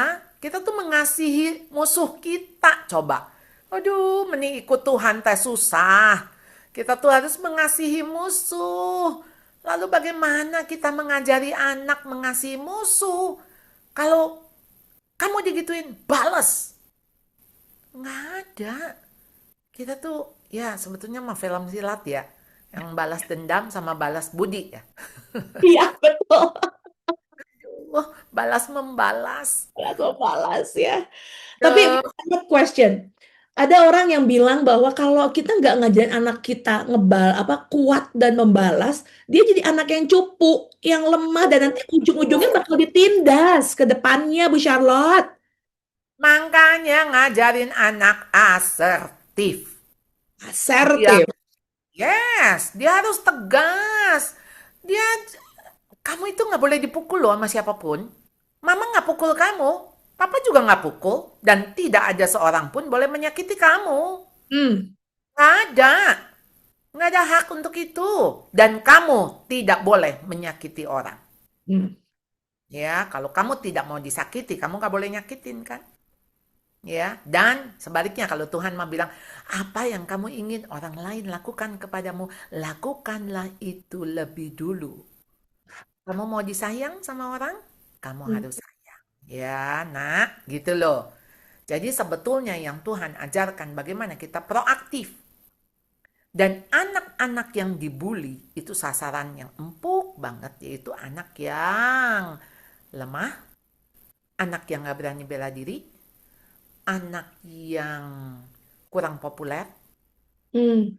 anak yang inferior, anak yang nggak punya temen, karena udah pasti nggak bisa ngadu gitu kan. Hmm. Jadi anak yang nggak bisa berdiri hmm, untuk stand up, untuk bisa speak up, karena si pembuli mah nggak berani. Dia ngedeketin anak yang asertif, nggak berani. Karena apa? Oh, lebih galak yang yang sasaran yang dibully kan. Ya dong. Kalau misalnya dia main mukul, kenapa kamu mukul saya? Tadi emang saya lakukan apa gitu? Enggak, saya gatel aja pengen mukul kamu. Oh, sorry ya, yang tadi itu cuman sekali boleh. Sekali lagi kamu lakukan, saya akan kasih kamu rasa mencicipi rasa dipukul. Oke? Kalau kamu iseng-iseng itu tidak berhadiah. Semua iseng-iseng ada hadiahnya. Maksudnya Wow. ada konsekuensi. Nah, ketika dia begitu, yang sebelah sana kan jiper atuh. Betul. Ajarin anak buat kuat, buat strong, bukan dengan tangan atau bukan dengan kekerasan ya, Bu. Tapi Iya, kan? ketegasan. Karena dia Bukan punya kami. confidence. Dan Yes. confidence itu confidence yang in him ya. In him. Bukan Makanya kan, sombong ya, Bu ya. Bukan sombong, bukan. makanya kan Daud waktu ketemu Goliat, ya Daud tahu diri nggak? Tahu diri lah. Dia kecil, Goliat gede.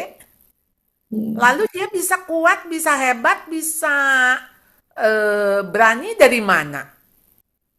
Karena dia bilang, "Eh, ini Allah yang menolong saya, ya, menghadapi singa, ya, menghadapi sesuatu yang menakutkan dia, dan saya udah lewatin itu. Dan Tuhan menolong." Jadi dia tuh tetap dia lihatnya Tuhan, Tuhan menolong. Dan sekarang dia itu bukan lagi kayak sok jago, bukan Hmm. kayak lagi, alah bangsa Israel pengecut, nggak berani. Oh lihat dong saya. Oh kalau kayak gitu sih kayaknya dia kalah ya. Kayaknya mah dia habis dah sama si Goliat yang udah Ya. dari muda kerjaannya dia perang doang kan. Iya. Kerjaannya dia kan memang udah ahlinya gitu loh. Hmm. Si Hmm. Daud Hmm. mah kan cuma ngadepinnya binatang, bukan orang. Betul, betul. Nah, tetapi ketika dia sadar, dia datang dengan nama Allah. Jadi itu pasti keberanian itu dari Allah. Dan Hmm. Allah yang mau menunjukkan bahwa Allah orang Israel, Allah yang dipercaya orang Israel adalah Allah yang perkasa, Allah yang benar.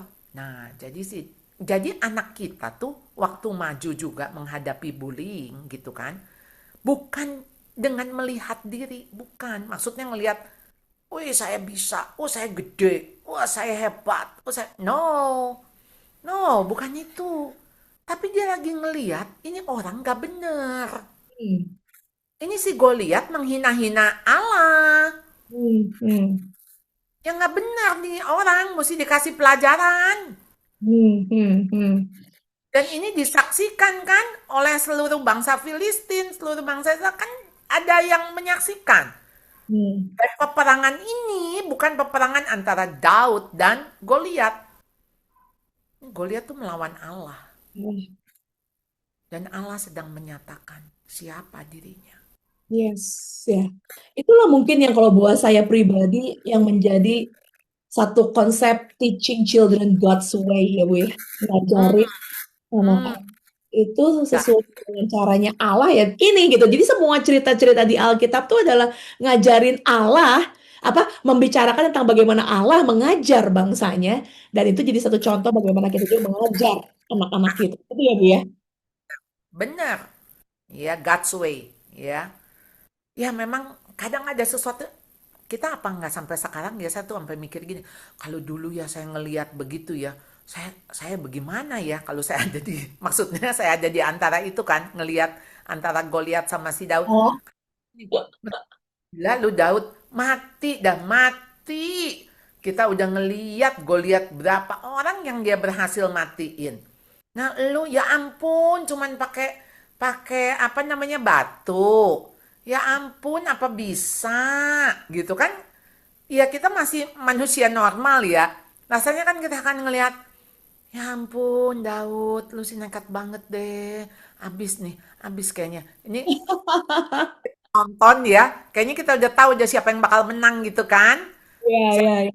siapa yang bakal kalah gitu.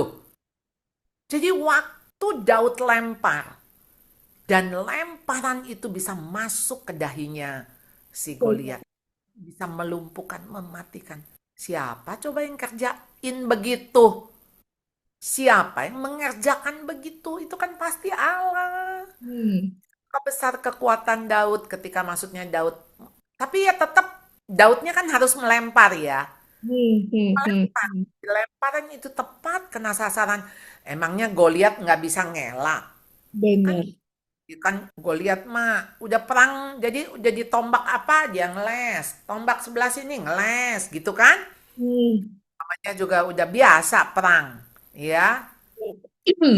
Iya, bener. Pada dasarnya memang kita harus benar-benar punya punya hikmat ya Bu ya untuk ngajarin anak you can do it.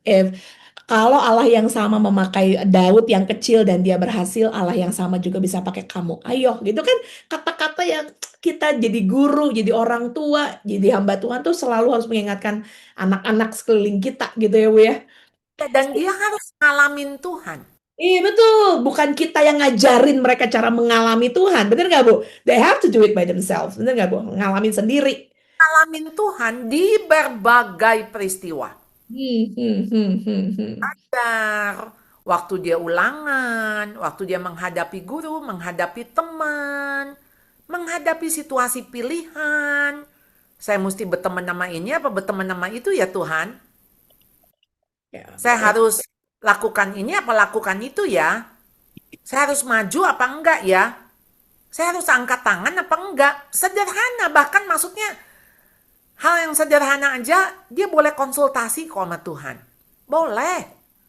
Jadi jangan peristiwa yang besar-besar aja bergumul gitu. betul. Pikir Hmm. jadiin anak untuk mengalami Tuhan tuh di dalam keseharian, di dalam hal-hal sederhana sekalipun. Tuhan nggak bakal begini, gitu aja kok nanya. Kalau nanya mesti hal-hal yang berat dong, hal-hal penting. Kayaknya Tuhan nggak bakal gitu deh. Kalau kita gitu sih ya. Iya, Kalau betul. Bu, begini, aku jadi anak, apa ini karena ngomongin Daud dan sebagainya ya Bu ya. Apa namanya Tuhan mendisiplin, Tuhan membantu. Pertanyaan berikutnya sebenarnya mirip sama yang ditanyakan di grup di sekolah minggu, Bu. Di sekolah minggu, apakah hal yang sama juga kalau kita ngomongin disiplin, ngomongin soal ketekunan dan sebagainya? Kalau ada anak di sekolah minggu ya Bu ya, di sekolah minggu bukan di sekolah yang enggak taat, enggak respect, bisa nggak Bu? Mereka itu didisiplin tuh sama, misalnya disuruh keluar dulu, dikasih pengertian, dikasih waktu untuk kita bisa ngobrol sama dia karena waktunya kan terbatas, Bu. Sedangkan kalau di sekolah waktunya lebih lama, oh bisa ngomong sama guru BP, oh bisa langsung sama kepala sekolah. Sedangkan seringkali kalau di sekolah minggu tuh kesannya kan informal ya Bu ya. Jadi ada yang nanya tuh Bu, guru sekolah minggu. Jadi kalau di sekolah minggu kita punya hak nggak ya untuk mendisiplin anak? Kalau misalnya punya, gimana caranya ya? Karena waktunya terbatas. mm-mm, namanya guru. Kalau kita udah menyandang nama guru, tugas kita salah satu dari salah semua ya. Maksudnya salah satunya mendisiplin. Sehingga Ya, apa sih namanya kita kowe teaching? ngosek Hmm. tanggomu karena kowe kepengen Saya matiin dulu ini. Oke, silakan. Karena kan kita memuridkan anak ya. Ketika kita memuridkan anak, pemuritan itu nggak bisa terjadi tanpa disiplin. Saya pikir Tuhan Yesus juga mendisiplin murid-muridnya. Tuhan mendisiplin kok. Jadi mau kita guru sekolah minggu, mau guru sekolah, mau orang tua sama. Waktu kita dititipin anak sama Tuhan, Hmm. tujuan kita memuridkan. Dan waktu memuridkan, pasti ada disiplin. Kalau kita cuman gini, kan cuman seminggu sekali, cuman 1 jam juga, ya bagaimana? Nggak bisa. Enggak. Jadi saudara harus ngomong sama orang tua. Maaf, saya akan ambil waktu. Tunggu sebentar, karena tadi dia melakukan ini di kelas. Ya, boleh saya minta waktu 1/2 jam. Ya, karena saya harus bicara dengan anak bapak ibu. Kalau si bapak ibunya bilang begini, sorry ya kita mau pergi makan, sorry abis ini kita mesti pergi, nggak usah lah. Oke, bapak ibu saya kasih tahu ya, ada tugas yang berat buat bapak ibu tanggung. Ya, ini saya oper ke bapak ibu. Ya, ya kita takutin aja ya supaya orang tuanya rasa penting gitu loh. Kalau nggak kan dia rasa kayak sekolah minggu kayak tempat penitipan. Sekarang saya nitipinnya sekarang. Saya mau ngambil kapan aja. Ya terserah saya kayak dia nitipin barang di supermarket. Kayak maksudnya dia titipin sekarang ya. Lalu kemudian mau ngambil kapan aja boleh kan? Kan ada yang belum selesai sekolah minggu juga udah dipanggil-panggil di depan. Udah di ini. Karena kan orang tuanya udah mau cepetan jalan ya. Ini kayaknya kalau dapat konsep begitu, kayaknya orang tuanya mesti kita ajak ngomong. ajak ngomong. Makanya saya tuh mikir gini ya, sebenarnya yang saya rindukan ya dari sekolah minggu. Boleh nggak sih didik ke orang tuanya juga? Hmm, hmm, hmm. Makanya kenapa parenting itu bagi saya tuh bukan cuma setahun sekali, di hari keluarga, di bulan keluarga. Gimana tuh? Cuman dikasih seminggu dalam 52 minggu gitu. Maksudnya kita ngajarin dia peran sebagai orang tua hanya 1 minggu di antara 52 minggu. Hmm, hmm, hmm, hmm. Jadi parenting itu harus mau nggak mau. Jadi kalau mau menitipkan anak, saya pakai kata menitipkan, quote unquote. Anda harus kerjasama dengan guru sekolah minggu. Anda Betul. harus ikutin aturan main. Anda harus mau kontribusi. Ya, Anda harus mau berperan sebagai partner dari guru sekolah minggu. Jadi nggak cuman asal ya udah supaya dia nggak ngegangguin saya di kebaktian. Atau saya lagi mikir ya, kayaknya gereja boleh juga tuh bikin satu kelas sekolah minggu. Sekarang ini Hmm, kan sekolah minggu sering disebut gereja anak ya. hmm. Sama satu lagi, kita kerja sama aja sama time zone. Oke. Jadi suruh dia bayar di time zone gitu. Ngerti nggak? Ini, sorry, nggak connect. Maksudnya, jadi anaknya dibawa. Maksud saya hanya untuk mau membedakan, ini tiba-tiba sih, tiba-tiba twing gitu ya. Hanya untuk orang tua bisa membedakan satu titipan, nitip di area bermain, di arena bermain, Ah, lagi sedang nyekolahin anak, membina kerohanian anak, membina spiritual anak, anak jumpa dengan Kristus, anak dimuridkan untuk menjadi murid Kristus, ya, sama satu tempat penitipan main. Ngerti ya, Paulina? Kayak bedanya kelihatan. Maksudnya kalau di sini mah kudu serius, kudu ambil peran, kudu mau bekerja sama, yes. gitu. Karena kita juga guru sekolah minggu nggak main-main kan? Betul. Kita persiapan, kita doain tuh anak. Aduh, kita mau cerita aja juga pakai effort, ya. Udah anaknya datang kumel, kusut, marah-marah anaknya karena sama orang tuanya habis dimarahin, misalnya gitu ya. Ya.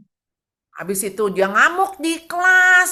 Udah kita yang mesti ngegendongin tuh anak. Karena iya bu, soalnya ntar susternya bilang, soalnya tadi habis dimarah-marahin sama mamanya, sama papanya gitu. Sekarang dia ngamuk, tapi mesti masuk kelas. Ya udah dia ngacauin kelas gitu. Ya ampun, kayaknya kita mesti marahin orang tuanya dulu deh. Ya, apa jadi kita yang tesin ininya maksudnya dia yang melakukan sesuatu jadi kita yang mesti apa ngebersihin gitu Iya. loh. Karena seringkali masalahnya kan bukan di anaknya ya Bu ya. Seringkali itu masalahnya di orang tuanya malah. Iya, ini kan si orang tua udah telat nih, Paulina. Ini kali ya, ini kan imajinasi saya. Itu berantem nih suami istri. Udah suami istri berantem di mobil, udah gitu nih si anak biasa kan. Ma, aku punya itu ketinggalan. Kartu aku. Aku nggak dapat stiker yang kemarin. Lauso bilang suruh hafal ayat. Aku belum ini. Kamu ya memang kebiasaan. Kalau udah mau pergi aja baru inget ini, itu. Kan si anak nangis, si anak kesel, jengkel gitu tuh. Ya kan? Jadi nggak disiapkan mau ibadah kok nggak siap nih anak. Lalu kita cuma tinggal ngomong titip ya Lause. Tadi dia lagi ngambek di mobil. Lagi marah-marah di mobil titip ya. Udah mana kayak kita penitipan di supermarket kan. Kan di supermarket kan kita nggak bisa milih ya. Maksudnya kalau kita yang jaga di counter itu kan kita nggak bisa milih gini. Bu, ini yang tas kresek ibu bawa aja. Yang ibu titip tas Louis Vuitton-nya ibu boleh.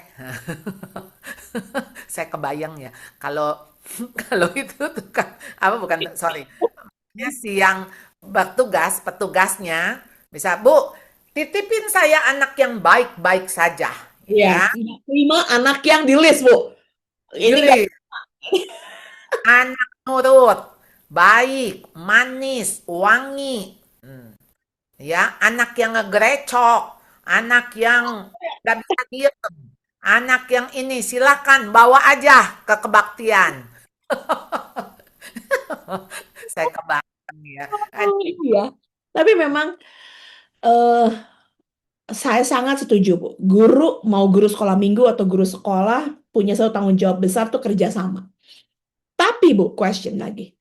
Gimana kalau kita bertemu dengan keluarga yang memang enggak yang disfungsional, Bu? Tadi ini ada yang nulis sini, papahnya ternyata schizophrenia. Jadi cuman mamah nih, ibu pengasuh utama gitu ya. Lalu misalnya ada anak yang memang masa lalunya tuh sering dipukulin dan sebagainya. Saya nggak tahu siapa yang mukulin, mamahnya atau papahnya. Kita berhadapan dengan anak-anak yang seperti itu nih, Bu. Apa seperti mereka ini?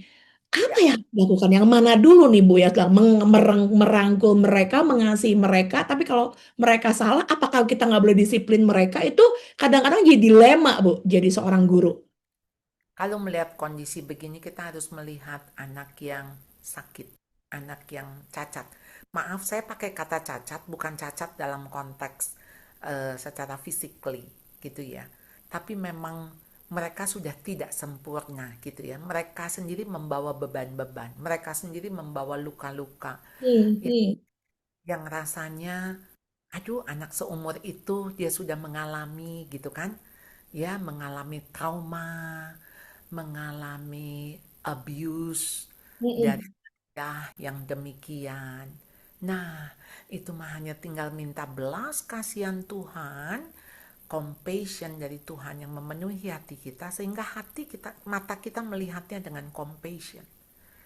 Jadi udah bukan dengan mendisiplin, bukan. hmm, hmm, Anak itu mah butuhnya dipeluk, bukan dihukum.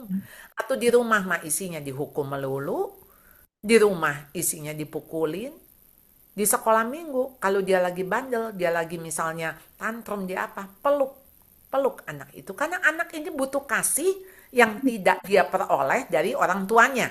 ya, Mm-mm. Jadi kita cuman peluk. Lalu setelah kita peluk ya kita gendong atau dia ada di samping kita, kamu bantuin ibu ya. Kamu bantuin ibu, kamu pegangin aja ini alat peraga ya. Heeh. Ya hmm, kamu berdiri di sini, pegang, pegang. Maksudnya supaya dia nggak kemana-mana kan. hmm, Nah, hmm, hmm, apa tuh alat peraga bisa kita taruh di meja, bisa kan? hmm, Eh, hmm, pakai dia supaya dia juga merasa dia berguna. Karena iya. ini di rumah dia dianggap pengganggu, dia dianggap dia nyusahin orang tua, dia dianggap anak sial maybe gitu. Anak, aduh saya kebayang sih anak ini pasti anak yang wah unwanted child ya. Hmm, hmm, hmm. Lalu orang si ibu juga kan ketika punya suami dysfunctional begitu kan bebannya juga berat ya. Nah, si ibunya juga pasti akan melampiaskan. Karena nggak bisa kepada suami ya dia lampiaskan ke anak. Waduh, tuh anak, ini yang disebut parentification. Parentification menjadikan anak itu makhluk dewasa. Jadi dia yang harus menanggung tuh beban emosional kita, ya, trauma-trauma masa lalu kita kasih tuh ke anak. Gubrak aja ke pundaknya dia. Ya saya kebayang, mau begitu mau disiplin bagaimana? Udah jangan disiplin dulu, mengasihi dia dulu aja, menerima dia. Itu langkahnya. Iya. Iya, jadi memeluk, ngasih tahu bahwa kamu nggak sendiri gitu ya, Bu, ya, bahwa lu Tuh, berharga, kasih kasih banyak tugas-tugas yang membuat dia merasa berguna gitu, Bu, ya. Terus kayaknya kalau anaknya udah lebih gede mungkin bisa jadi teman curhat, teman ngobrol. Kayak itu kalau udah dewasa. kalau Kita udah kan lebih dewasa. kita curhat bukan ke anak. Kita curhat ke orang dewasa yang the same level. Masa curhat ke anak? Bukan, bukan. I mean bukan curhat ke anak. Misalnya dia bisa curhat, bisa diajak ngobrol. Kalau udah lebih SMP, SMA, jadi ada teman untuk bisa sharing, mentoring, seperti itu. Kasian. Diskusi. Tapi kalau curhat biasanya kan kita sendiri kayak butuh nasehat, butuh ini. Nah, itu mungkin kalau anak kita sudah dewasa. Nah, baru bisa kita lakukan itu. Kalau enggak, beban itu berat sekali. Jangan sampai jatuhnya ke parentification yang Ibu tadi Ya, bilang. betul, Hmm, betul. Ya. Dan sekarang semakin banyak ya Bu ya, semakin banyak anak-anak yang orang tuanya bermasalah, disfungsional, belum lagi dianya juga bermasalah ya Bu ya. Maksudnya ada sekarang ini kan makin banyak sekolah punya inclusive education, ada Ya, neuro apa sedikit dan sebagainya. Karena memang semakin banyak dan treatmentnya bakalan berbeda ya Bu ya kalau sama anak-anak normal iya, cara betul. kita treatment mereka.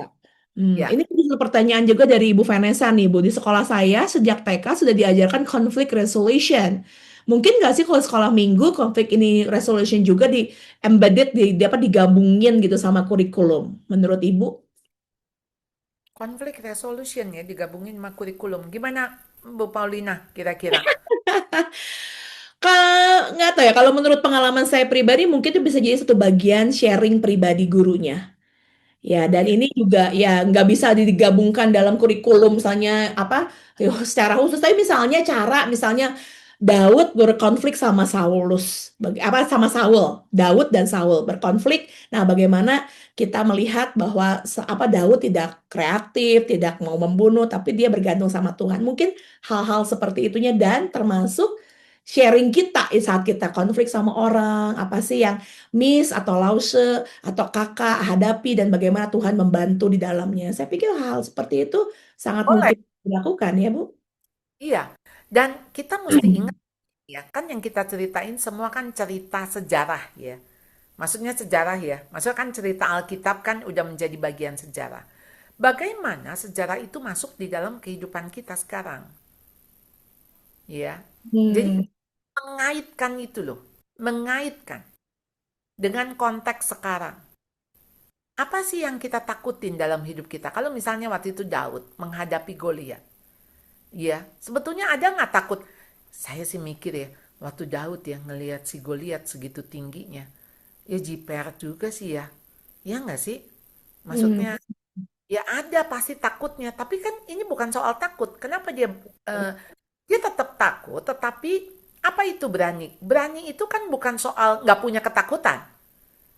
Tetap takut itu ada, tetapi dia bisa mengalahkan ketakutan itu dengan dia melihat bahwa dia nggak sendiri. Dia betul. bersama dengan Allah, gitu.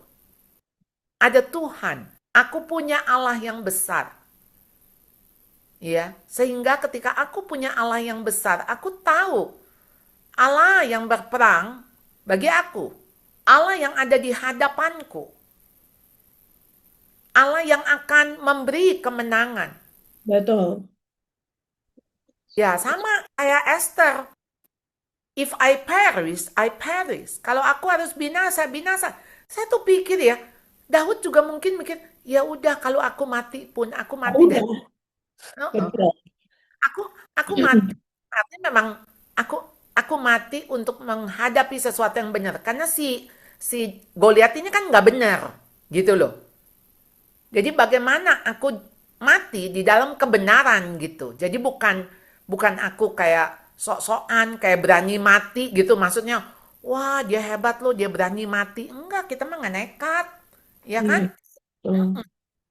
Iya, jadi memang cara-cara pengajaran Bu ya metode saya seperti yang Ibu tadi Ibu Vanessa bagikan soal conflict resolution lah, soal apa dan sebagainya yang saya nggak kepikir sebenarnya sangat amat bisa karena itu kan ngomongin soal teladan, ngomongin soal apa reaksi dan sebagainya dalam apa kita berelasi dengan orang. Anak-anak kita zaman sekarang memang perlu diajar berelasi sepertinya Ibu ya. Cara Betul. berkomunikasi, cara berelasi. Jadi jadi guru, jadi orang tua zaman sekarang nggak cuman bahasanya ibu tuh nature, cuma nature ngurus anak, ngegedein anak, tapi nurture, ngedidik anak tuh, memang sangat kompleks sekarang ini gitu jadinya ibu ya. Betul. Dan salah satunya ngomongin disiplin bu. Ini ada beberapa yang tanya soal ngobrolin soal disiplin sebelum nanti ini kita 5 menit, 5-10 menit lagi ya bu ya ngomongin disiplin bu katanya. Gimana caranya kita mendisiplin anak, tapi nggak sampai ngebuat anak itu jadi anak yang kaku, stiff, sulit buat keputusan karena biasa semuanya diatur, didisiplin dari atas, Bu. Nah, what do you think about it? kayaknya punya pemahaman yang salah. Disiplinnya beda. Iya, tentang disiplin. Disiplin itu bukan kayak gini loh, menetapkan aturan anak tuh nggak boleh salah, harus sesuai dengan A, B, C gitu ya. Bukan itu, bukan. Saudara, kalau kita belajar ya dari Growing Kids God's Way ya, soal disiplin. Hal yang pertama sekali, dia bilang di dalam disiplin yaitu memberikan encouragement.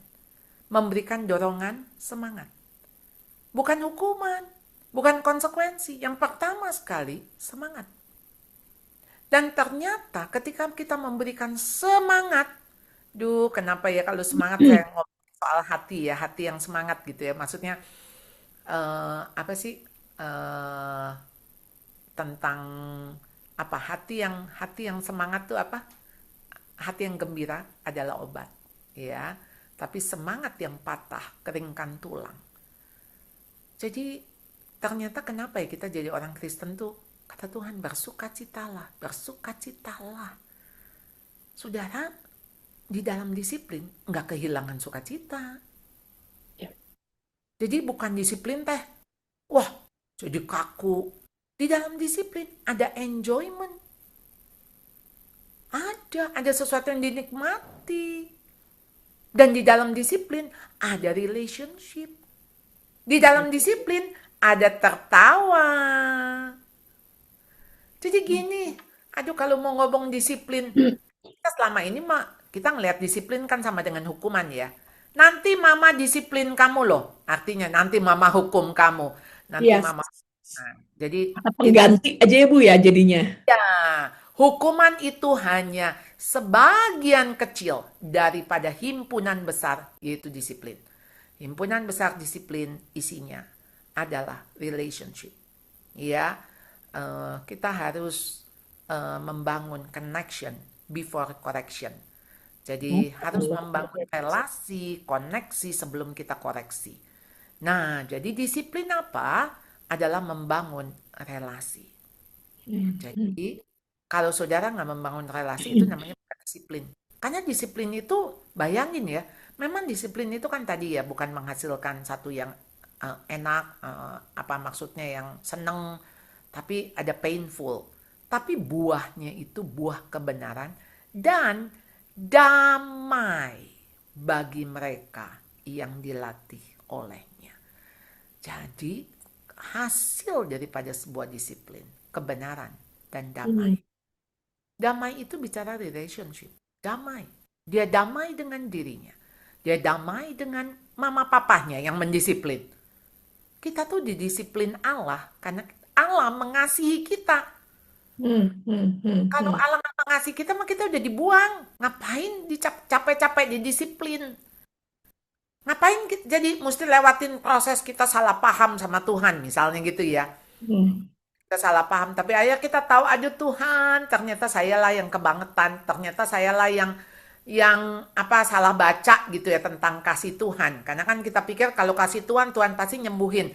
Kalau Tuhan saya pasti ini saya akan diberi kelancaran. Saya akan.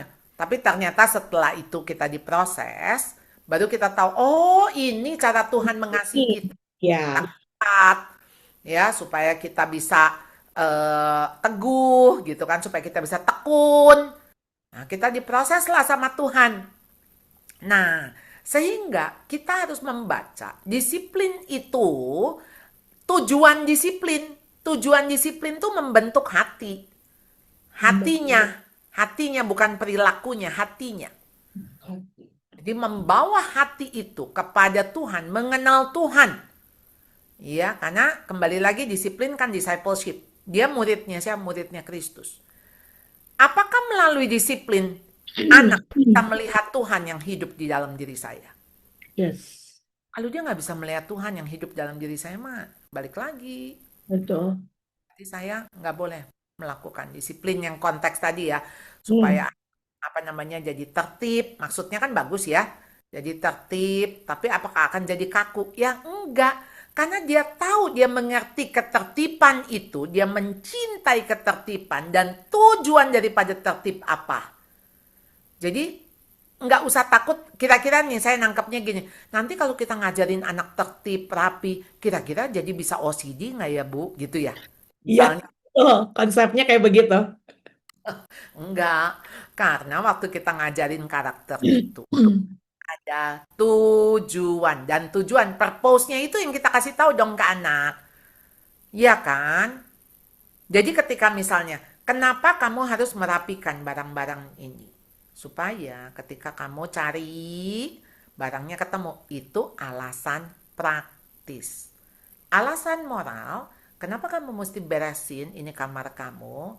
Supaya Karena kamu juga nyaman, mama datang ke sini nyaman, dan Tuhan itu sangat mencintai ketertiban, kerapihan. Maka Tuhan menciptakan kenapa langit bumi duluan, pohon dulu, binatang dulu, baru manusia. Ada urutannya. Orderliness, ada susunannya. Coba manusia dulu, pohon kagak ada, binatang nggak ada. Ya, manusianya kelaparan. Udah aja dia ngirupin udara, minum air. jadi Tapi segala sesuatu memang sekali lagi kita harus kasih tahu why-nya ya Bu ya. why? Jadi kita manusia tuh diciptakan terakhir karena udah disiapin sebelum-belumnya. Nah, kalau Allah aja melakukan itu dengan terencana, dengan ada maksud. Nah, kamu juga merapikan barang-barang kamu karena ada tujuan, karena ada urutan, gitu ya. Nah, jadi anak itu akan mencintai ketertiban. Jadi bukan gini, kamu ya berantakan, ya emang ya kamu tuh berantakan, susah diatur ya, nggak tahu aturan ya, bikin orang pusing, kamar kayak kapal pecah, bla bla bla bla bla. Anak tuh jadi nggak ngerti maunya mamahnya apa, ya. Lalu dia lebih nggak ngerti lagi buat apa dia disiplin, buat apa dia tertib. Dia cuma taunya dia tertib supaya nggak diomelin. Sederhananya kayak gitu. Jadi dia nggak melakukan ini supaya nggak diomelin gitu loh, supaya nggak dimarahin. Iya, betul betul betul. Ya, benar tuh, ya Bu, betul Bu. Maksud saya juga tak. Iya ya Bu ya, tapi memang Bu, ini mungkin pertanyaan agak melenceng ya Bu ya dari dari tema kita. Tapi Ibu percaya nggak sih? Bukan percaya. Apakah Ibu iya gitu ya, iya banget. Cara kita ngajar, cara kita ngurus anak, cara kita ngedidik anak itu sangat dipengaruhi cara mama, papa, kakek, nenek ngajar kita. Iya, udah pasti. Tapi makanya begini, kita ini kan membawa cara-cara yang dimana kita berasal dari keluarga kita sebelumnya ya. Hmm. Karena itu akan mewarnai pola ya. Jadi Nah, kita aku punya suka kata itu, mewarnai pola. Bukan berarti harus kayak gitu gitu, Bu. Akan selamanya begitu. iya. Nah, oleh karena itu waktu kita membangun keluarga, Tuhan itu kan memberi pasangan. Makanya Tuhan nggak bikin pakai caranya cloning ya. Kalau cloning saya sih kebayang kalau udah rusak ujungnya, itu kan di cloning kan berarti dari kerusakan demi kerusakan kan. Hmm, hmm, hmm. Jadi akhirnya eh, ya saya pahami kenapa Tuhan membangunnya membentuk keluarga baru. Jadi ini kan kita dari papa mamah yang A. Suami kita kan dari papa mamahnya yang B. Nah, si A plus B bercampur. Hmm. Harus menciptakan pola baru yang C. Gitu loh. Jadi nggak yang satu membawa, saya mah dulu dididiknya A. Lalu si suami bilang, saya dididiknya B. Ya nggak usah, kalian sekarang bikin dong yang baru. Jadi C. Jadi ada pemulihan. Ya. Jadi ada create sesuatu yang baru. Yang mana yang benar. Kita nggak membawa luka-luka masa lalu. Kita nggak membawa baggage-baggage masa lalu. Yep, yep. Tapi kita sekarang berdasarkan kebenaran. Makanya tadi Bu Paulina kan ngomong di awal, belajar. Belajar. Jadi kita bukan meniru, bukan mewariskan apa yang menjadi, kan saya dari dulu juga begini, polanya mah begini, di keluarga kita mah kudu begini. Lalu kemudian kita bilang keluarga kamu mah nggak seru, nggak asik. Keluarga kamu mah begini, aduh ya udah. Kalau kayak gitu mah nanti jadi ada dua paham ya. Jadi ya akhirnya jadi masing-masing malah ya. Kan sebetulnya ketika dua dipersatukan, Tuhan menyatukan lagi dua nilai-nilai itu. Tapi justru bagaimana create sesuatu yang baru. Oke. Oke, Bu, question. Mungkin ini pertanyaan terakhir ya, Bu ya, karena waktu. Bu, Ibu kan tadi ngomong di awal bahwa ada artis nih, Bu ya, yang ngomongnya cuma no, no, no, no, no, no, anaknya mecahin berapa apa piring lah, handphone dan sebagainya. Tapi ada juga artis yang lain, Bu, yang ngomongnya memang sangat kalem, no, no, no, tapi anaknya tuh bagus loh, Bu. Ini satu konsep yang kalau bahasanya itu kan American style banget gitu Bu, yang no no no nggak boleh marah sebagainya. Tapi kok responnya bisa beda ya Bu ya dua. Apakah dan apa namanya ini ya, kalau tadi Bu Yanti tuh sempat tanya apakah memang ini jadinya ada anak-anak tuh kalau diajarin malah nyerang balik, cenderung nolak, atau memang ada hal tertentu ya Ibu ngelihat yang satu kok anaknya oke ya gitu ya, walaupun anaknya tuh kayak ini kan kelihatan di screennya ya Bu ya, kelihatan di Ya, screennya. Oh yang ini oke, kok yang ini enggak? Padahal sistemnya sama, cuma no no no gitu ya. Apa sih yang Ibu lihat dari konsep nurturingnya mirip sama, tapi kok hasilnya bisa beda ya Bu? ya. Jadi yang pertama pasti kita gini, behind the scene-nya apa? Kan ini mah cuman 2 menit yang kita lihat. No, no, no, no gitu kan. Nah, behind the scene. Jadi sebetulnya apa yang orang tua katakan sebelum no, no? Iya dong, sebelum Hmm, no. Dan no-no-nya itu maknanya apa buat si anak? Apakah itu alarm? Ataukah nono? Kan kalau kita ngelihat yang nono anaknya lemparin, itu nono itu jadi nothing. betul. Nothing. Nggak didengar sama sekali ya Bu ya. Nggak didengar. Mau nono-nono, sampai nono-nono, dilempar mah tetap dilempar. Makanya kenapa sampai 4 kali, 4 handphone. Pasti kan handphone yang pertama udah bilang no, no, no. Handphone kedua no, no, no. Handphone ketiga no, no, no. Nah, kenapa tuh sampai nggak didengar? Nah, behind the scene-nya. Itu. Lalu yang kedua ya, tiap anak beda. Ya, ada anak yang kudu diplototin. No. Ya, karena dia harus tahu ada suara yang tegas dan ini kesungguhan. Ya, karena anak ini mah ya tipe karet lah saya kalau ngomong tuh. Jadi buat dia mah kayak ngegampangin. Nah, harus ditambahin melotot dan nada agak tinggi. Ya, untuk menyatakan no, mami serius. Tapi ada anak lembut yang kita bilang no, tidak. Hmm. Mata kita juga melembut dan kita cuma bilang mami sedih loh kalau kamu lakukan itu. Jangan nak, jangan. Mami tahu kamu anak baik. Ya, jangan lakukan. Ya, coba lihat mata mami. Gitu kan? Ya, hatinya tersentuh gitu loh. Jadi emang punya 3 anak ya mesti 3 parenting, 3 style. Betul banget ya Bu ya. Iya kan? Maksudnya kita mesti mengenal anak kita, gitu ya. Oke, thank you, Bu Paulina. Yes. Oke Bu, ini apa kalau ini Bu Asin nanya terakhir nih Bu ya, ini pertanyaan terakhir. Gimana sih kalau cara ngejelasin anak umur 12 tahun, gudain waktu dan sebagainya. Mungkin ini soal rutinitas berarti ya Bu ya. Jadi gini nih ya, ini kan apalagi 12 tahun. Bagaimana 12 tahun dia dibentuk? Ya, karena kan berarti setiap kali dia makan, dia mandi, dia ngerjain sesuatu, kita nggak kasih dia batas. Jadi kenapa dia bisa lelet? Makan lelet, dia mandi lelet. Memang ada anak-anak yang sebetulnya gini, punya kecenderungan. Saya ngomongnya kecenderungan. Ada yang kecenderungannya memang sigap. Ada yang memang pelan-pelan. Jadi memang ya slow but sure gitu ya. Kayaknya dia tipikal anak yang nggak pengen cepet tapi dia hati-hati gitu. Kan itu kelihatan tuh dari bayinya juga kelihatan gitu. Jadi dia main sesuatu, dia bisa main lama gitu. Hmm, hmm.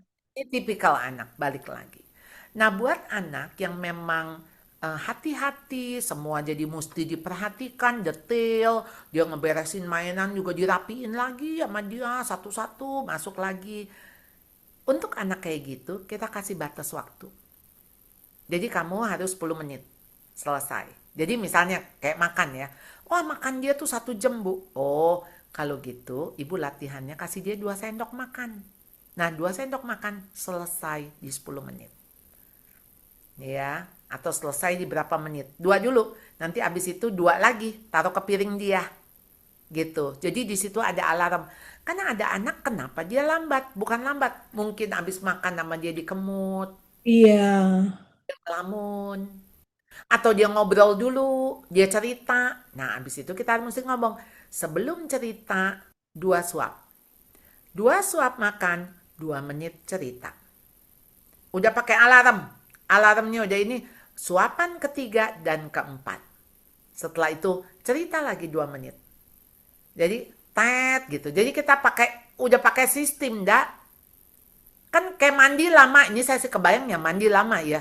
Berarti Hmm. sama dia digosok, disabunin lagi, itu jari-jarinya dilihat lagi, ini masih hitam, apa-apa kali ya. Atau dia OCD, OCD. OCD bisa dia berendam lama, dia ngelamun, dia apa gitu. Nah, jadi kita memang kasih dia teknik secara skill, mandi itu apa susunannya, ya, dan Hmm. kasih batas. Batas. Jadi kamu nyambunin nggak boleh nyambunin 15 menit. Sabun 15 menit, terus gosok lagi, gosok lagi. Aduh, itu kamu punya kulit nanti jadi kering, ya. Nggak boleh, ya. Jadi sebelum OCD kan kita nggak menciptakan anak jadi OCD ya. Jadi Betul. kenapa bisa slow? Kenapa bisa lama? Jadi bagi saya why-nya. Why-nya. Ada apa? Nah, kalau sudah begitu ya kita artinya kita minta maaf, rekonsiliasi. Mama salah. Selama ini membiarkan kamu mandi 1 jam. Hmm, hmm, hmm. Dan ini nggak bisa diteruskan. Atau Ya. sebaliknya, kalau memang dia nggak pernah punya aturan, ya kita harus untuk kita harus bantu dia ya Bu ya, untuk Cuman kan regulasi. dia 12 tahun, dia akan bertanya, why 12 tahun kenapa saya boleh selama 12 tahun? Kenapa jadi saya harus berubah? Jadi kenapa saya harus berubah? Berubah sekarang jadi mandi cuman boleh setengah jam, biasanya 1 jam boleh. Kan itu yang akan membuat dia juga berontak. Mm-mm. Oke, Oke, siap. Oke, Bu, terakhir karena ini kita kan nggak punya banyak waktu ya Bu yang ngebahas semua. Gimana caranya orang bisa beli buku Ibu? Ya, how to do it. oh, oke. Ada di Tokopedia, ada di Shopee, nama Gitu. tokonya RFTS. RFTS itu sebetulnya dari motonya Sekolah Atalia, right from the start. Hmm, Jadi RFTS itu Ibu bisa beli. di Oke, Tokopedia atau di Shopee ya Bu ya. nama tokonya RFTS. RFTS. Percaya Yes. ini ada dua ya Bu ya, Learning to Stop and Ada 3, learning to learn, Learning to Learn. belajar tentang karakter. Jadi ada 20 karakter yang kami pelajari dan ada learning to hold, itu parenting for adult children. Jadi parenting tapi buat anak-anak yang sudah remaja ke atas. Sudah Asik. dewasa. Dan semua bisa dibeli di RFTS. Percaya saya aja keketawaan sendiri, merenung sendiri, karena nggak cuma buat parenting, saya sebagai guru pun sangat amat terberkati dengan apa yang ditulis sama Bu Charlotte. Bu, thank you very, very much. Last but not the least, apa bukan kata terakhir, Bu ya, kalimat terakhir yang orang tua atau guru harus lakukan kalau ngomongin soal nah yang mana nih? Kayaknya dari tadi saya udah berkata-kata ya. Jadi yang one sentence. Nah, yang mana nih? Dunia akan memberikan begitu banyak pilihan Hmm. untuk kita memilih ini atau memilih itu. Tapi sebetulnya hanya satu pilihan. yaitu Kristus. Jadi supaya kita nggak bingung, maka center of my life adalah Kristus. Jadi apakah Kristus? Apa yang dilakukan Kristus? Dan apa yang dikehendaki Kristus? Jadi kita nggak akan bingung jika porosnya, senternya adalah Kristus. Amin. Semua yang kita lakukan untuk Dia. Jadi nggak usah bingung. Untuk anak atau untuk saya, untuk temennya, untuk suami, saya bingung Bu. Soalnya mertua begini. No. Apakah ini Kristus yang apakah ini yang Tuhan inginkan untuk saya lakukan? Kalau yang nggak mau ya panduan kita kenapa surat Kristus, ya panduan kita, ya maksudnya artinya apa yang Tuhan ingin kita lakukan. Oke. Sip. Thank you very much once again, Bu Charlotte. Banyak hal yang saya tulis, catat banyak banget catatan saya hari ini ya. Quotes-quotes menarik dari Bu Charlotte. Boleh kita kasih reaction buat Bu Charlotte pada siang hari ini? Ya, terima kasih kepada 188 ya pick-nya ya. Teman-teman yang udah hadir pada siang hari ini. Nanti rekaman dari acara hari ini akan ada di YouTube Sekolah Tinggi Teologi Bandung ya. Jadi silahkan nanti saya bisa kirim linknya dan berharap bahwa sekali lagi kita semua jadi para guru, para orang tua murid yang para orang tua guru sekolah minggu yang benar-benar mau belajar dan terus diajar, dan tadi Bu Charlotte bilang fokusnya sama Tuhan ya. Oke. Nah, sebelum kita nanti saya ketuk dalam doa, bolehkah kita kita foto bareng dimanapun kakak-kakak berada, sebentar aja kita buka kamera kita. Ya, kita mau foto bareng. Ya, kita foto bareng dan nanti saya akan kirim ya fotonya kepada teman-teman. Oke, kita foto bareng ya. Jangan kirim dulu message teman-teman ya. Kita mau foto bareng. Ini ada 7 slide. Wah, lumayan banyak ya karena banyak banget yang hadir. Mari kita foto ya. Setelah kembali di bulan Februari mendatang tahun 2000, jadi cuma setahun sekali ya kakak-kakak.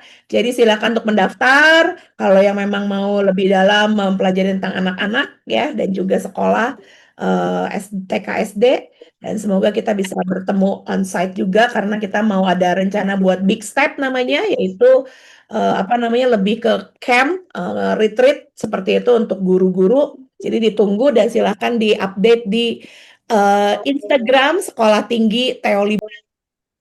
Audionya. Oke, ya jadi kakak sambil nunggu ya, ini saya udah komplit semuanya.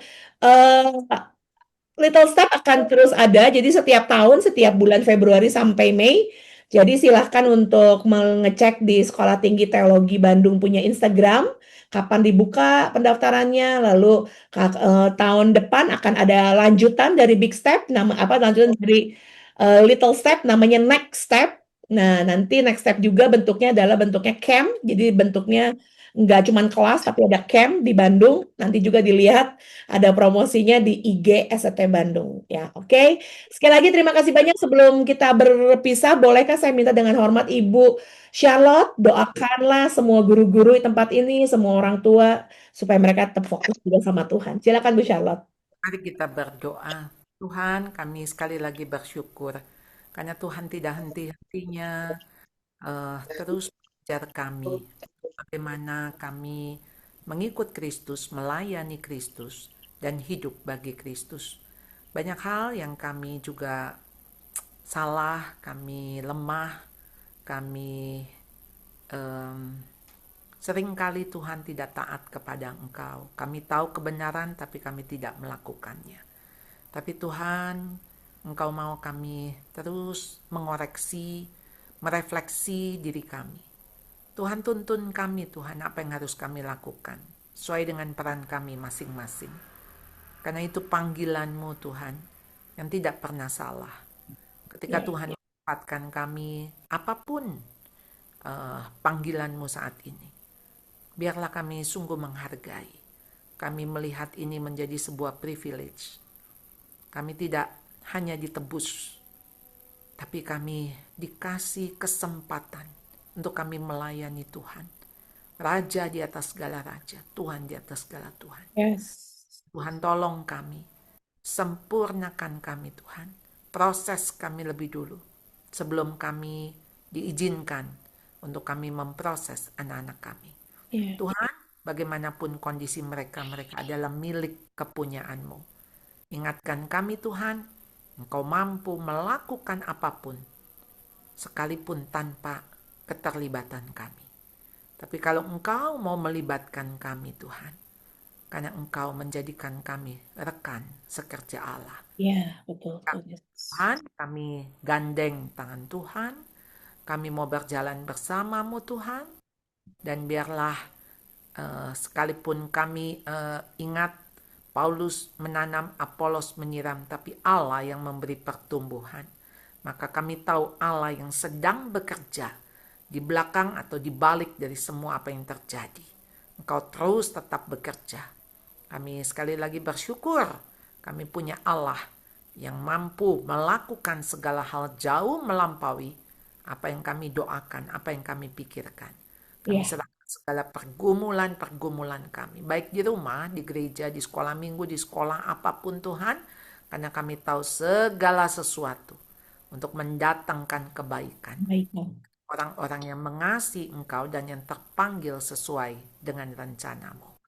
Kami sekali lagi bersyukur, sisa hari ini kami serahkan ke dalam tangan-Mu, kami tetap berdoa untuk STTB, untuk program-program yang mereka buat, Tuhan, kami serahkan ke dalam tangan-Mu. Biar Engkau memakai Tuhan para dosen, yayasan, siapapun yang terlibat di STTB Tuhan untuk menjadi kepanjangan tangan Tuhan. Dan Tuhan mau nyatakan kemuliaan-Mu. Tuhan nyatakan kebenaran-Mu Tuhan di tengah-tengah zaman ini. Kami berdoa, bersyukur hanya di dalam nama Tuhan Yesus, Juru Selamat kami yang hidup. Amin. Amin. Amin. Once again, thank you very much, Bu Charlotte, dan semua kesibukan. Dan teman-teman semua